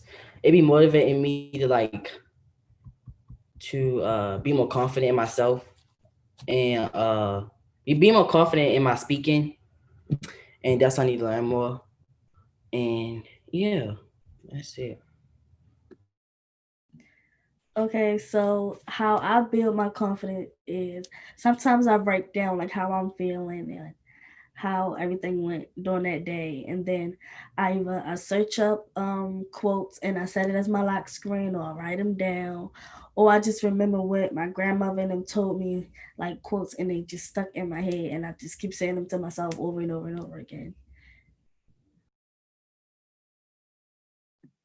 Miss Joni, what are your thoughts so far? Yeah. Security. So, like, I mean, I was definitely in that boat with you as far as being heartbroken. Just reading some of the comments and listening to Kajay, Donovan, and Reality talk. But I mean, I feel like insecurities are definitely just a natural part of being human. Um, the the part that gets me though, and Dante, thank you so much for reminding me of what I said, is that how we allow other people to influence that. I think if somebody said, you know, that they don't have insecurities, that they probably lying to you or lying to themselves or both. Everybody has their insecurities. Like even I was thinking about mine now, even though y'all conveniently skipped over me when we was talking about that part. Like my little edges right here, y'all. And I be talking about them all the time. No, for real. Miss Money Mo, do I not? Yo, anybody that's been through it Thriving Thursdays, right? Don't I always be complaining about that? Yes. But it's not because nobody else said anything to me. It's just something about me, like, you know, and getting older and in the phase of life that I am. I remember what it was like to have my full edges. So now that I'm losing some, I'm like, yo, what is going on? But no, I think that one of the most important things to realize is that you can't take on other people's projections onto you, and you can't make other people's problems with you your problem, because whatever problem they got with you, that's their problem. And just this whole journey of self-love, it's an ever evolving journey, and something that we all have to kind of face. So I'm glad that we having this conversation. So thank you guys. Okay, so I'm gonna read some of the comments. Stenka said, I get my hair done and my nails done because I feel pretty again. You're pretty without it. Yes. Naeem said, not caring what people think or having concerns about me. Um, Dante said, posting my pictures, I always get a sticky note and put them on my computer on my TV. Um, John said, I'll try the sticky note thing. Tremaine said, also, I have stopped commenting on people weight. Black aunties and mothers have a bad reputation for doing this. Whether you are fat or thin, tall or short, you are beautiful. Um, Kayla said, I just noticed everything I love about myself and the uniqueness I have that nobody else has like me. Um, Stanka said again, she always talks about it. Zion said, I talk to myself in the mirror and remind myself who I am.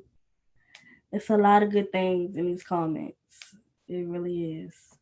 Yeah, I agree. I think that's it's good to you know, affirmations, um, writing things down and like seeing them like physically, that can be just helpful as well. Um, I'm sorry, I'm gonna ask y'all something because I think it's relevant. I know it's not on the list, but um, what do you do when someone that's you consider to be close to you or family or somebody is like talking about like your insecurities or like harping on your insecurities? I'm not gonna throw no names out, but I have that two family members that this is recent too. At my sister's baby shower, my cousin was getting a little bit of weight, and they always talk about my weight, like, oh, why her butt that big, and why she walk like that, why she wear them type of clothes. My mother's not the type of mother that lets me go out here looking any type of way, grown, because I'm only 15. So when they say stuff like that, it just be like, wow, my own family would say something like that, like, why is she so big? And I feel like that's not saying that anybody would say stuff about you, but you gotta let it go. Like, I used to be sad. I used to go to my mother and cry, like, why are they talking about me? Why is my own family talking about me? So it must be true. She's like, girl, they old, they hating because they body don't look like that no more. So just, I don't know what to say about that. Just, I don't know how I got through it by just talking to my parents about it. Because if your own family can say it, that hurts. That really does hurt though. Okay, so me personally, I don't really have much friends, so I don't really talk to them about my insecurities. So, family wise, I have some family members who do that, and sometimes it gets to me like, once upon a time, you was in my position. So for you to point that towards me, it hurt me, but I don't really say it to no one. I just keep it to myself. I talk to God, or sometimes I talk to my mother because I don't have my father in my life. So I either do that or I talk to my godparents, and that just helps me get it out instead of sitting in my room crying and you know.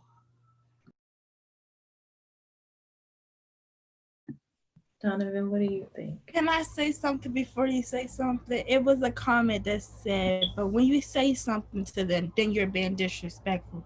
I don't, well, I, that's something that gets on my nerves too, because you can sit here and talk about me and you're my family member and you expect me not to say nothing back. Like, you're crazy because I'm not going to be disrespectful because my mother didn't raise me like that. But why are you talking about me? I'm a child. If you don't like something about me, tell my mother that. Don't talk to me about it. But yeah, go ahead. Um, well, yeah, I want to agree on what she was saying. Like if my family ever come to me and say that I'm too skinny, then I will go to my mother about it. But my mother will probably gonna be like, I'm being disrespectful. But I'm just being honest because that's basically how I felt. If my family ever do come up to me saying stuff about like my insecurities and stuff like that, because I feel like it just made me feel bad about myself. Even if my own family come up to me saying that, and I don't want that to happen. But if it do, then I will talk to my mother about it. And yeah. Mm-hmm. Okay. Thank y'all for sharing about that because that that can definitely happen. Miss Joni, what are your thoughts? Yeah, the family situation is absolutely the worst, because unfortunately we don't get to choose who our family is. It really is just a matter of being able to put that armor on and know who you are and try to grow into that person to where as though words can't necessarily penetrate you. But at the end of the day, stuff do hurt sometimes, especially coming from people who you love and people who you think are supposed to love you. But we really, really have to take complete ownership of what we allow to penetrate our hearts and souls and our minds. Because if not, then you always going to be to the mercy of what somebody else says to you, and that's no way to live a life. Okay, so before I get into the comments, I want to add on to what Miss Joni said. Someone once told me, like she said, you don't get to choose who your family is. Blood doesn't make you family. Blood always doesn't make you family. The love makes you family, and the support. It doesn't matter if they're nowhere near your family, or you can be definitely close to that person and you can tell that person, like, okay, you can tell that person, oh, you my family and I can talk to you, and then sometimes you might regret it and then go tell them, and then they might tell somebody else, and it hurts you bad. So into these comments, Mackenzie said, I have family members that always pick on me about my insecurities. um John said, I'm honestly the odd one out in my family. I don't talk to anyone except for my older brother and my best friend. Um, Tarshay said, every time I see my aunt, she used to say something about my weight. I took my grandmother, it took my grandmother to say something, but I felt bad that I couldn't do it for myself. Um, Tyra said, I try to ignore them, but sometimes I get smart with them and it's not, and but I'm working on that. Okay. Someone says that's just adults in general. Um, Naeem said my family don't judge me. Tremaine said many of my aunties used to comment on my weight before and even saying hello, whether it's wow you lost weight or wow you put some pounds on high. It's always uncomfortable. Hey, Kaje, thank you for reading comments. I think Reality had a comment that she wanted. Okay. I was just agreeing on the saying something smart back, because my mother didn't raise me like that to say something back disrespectful. She always raised me to say, okay, if an adult is disrespecting you or you feel like they're saying something to you that's wrong, come to me, because she's the adult, she can handle it. But sometimes it just gets under your skin and you just accidentally say it. I go do that all the time, when especially in school my teacher used to say small stuff about me, like, oh my goodness, them pants. Okay, I can't help that. With my pants and my body look like that, like they're pants. They don't got no cuts or nothing in it.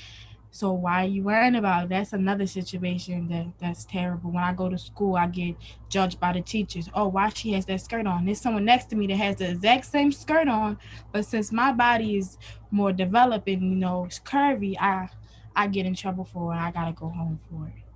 But yeah, I just wanted to throw that in there. Can I say one quick thing though? I agree 100% what Kajay said about family, and that's why we do HeartSmiles the way that we do it. I just want to make sure that everybody know my comments was in reference to your biological family. Because trust me, if we could have chosen our family, our biological family, especially at your age, I would have not chosen to be around junkies and drug addicts most of my life.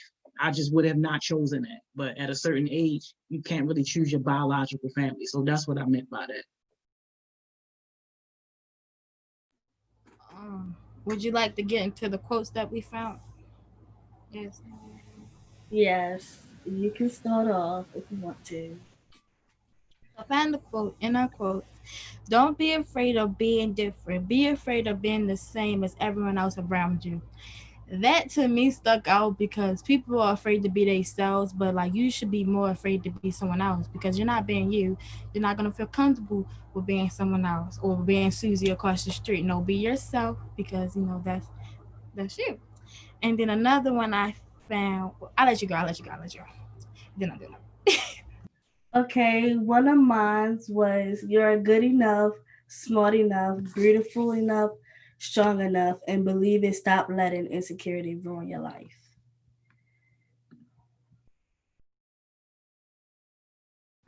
Donovan, I know you ain't had no quote prepared to share. Now, this is saying this is not your jewel, but this is just a separate quote. So if you have one that you like know or that you live by, then you can share it.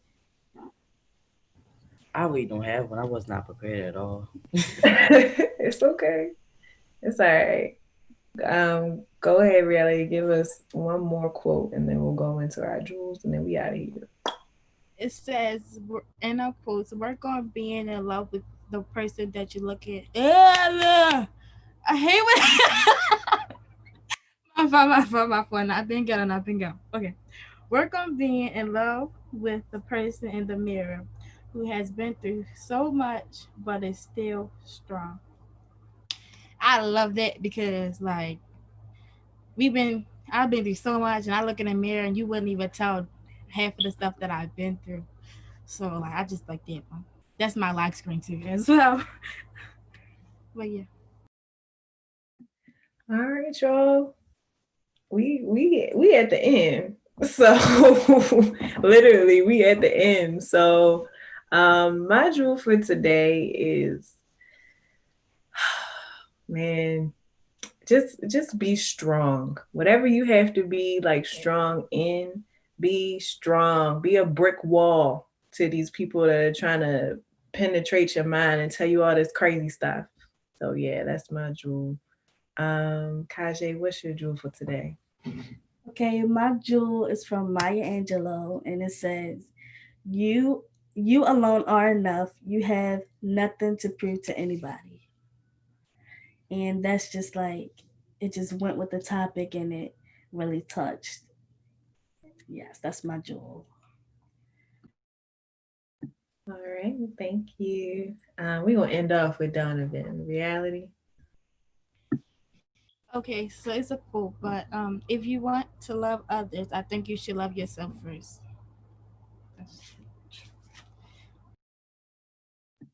Love that. And Donovan, our special guest. Yes. I don't know what to say. Just always be confident in yourself. That's it. That's all I had.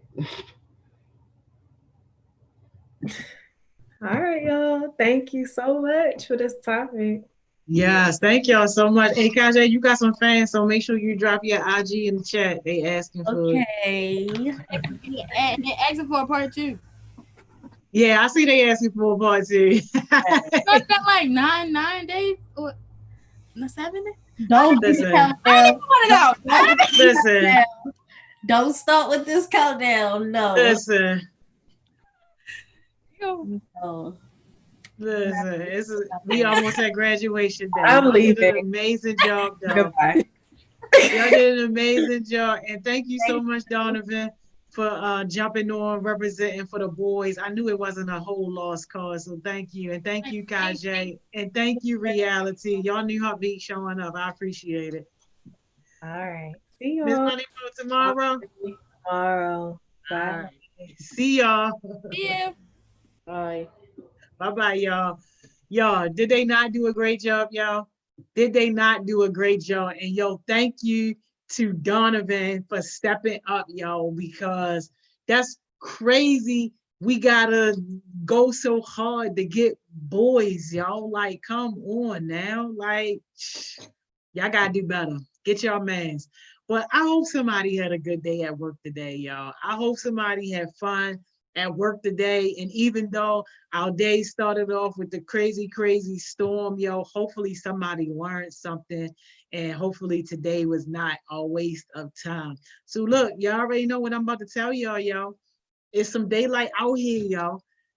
This should not be ending your day. This should be starting your day, especially if you got a business, especially if you got goals, if you got things that you need to do. Like, this is where you go when you apply that stuff, and this is where you go ahead and get started, y'all. Today has been amazing. Make the rest of your day amazing too, y'all. You already know what it is, yo. Success sections.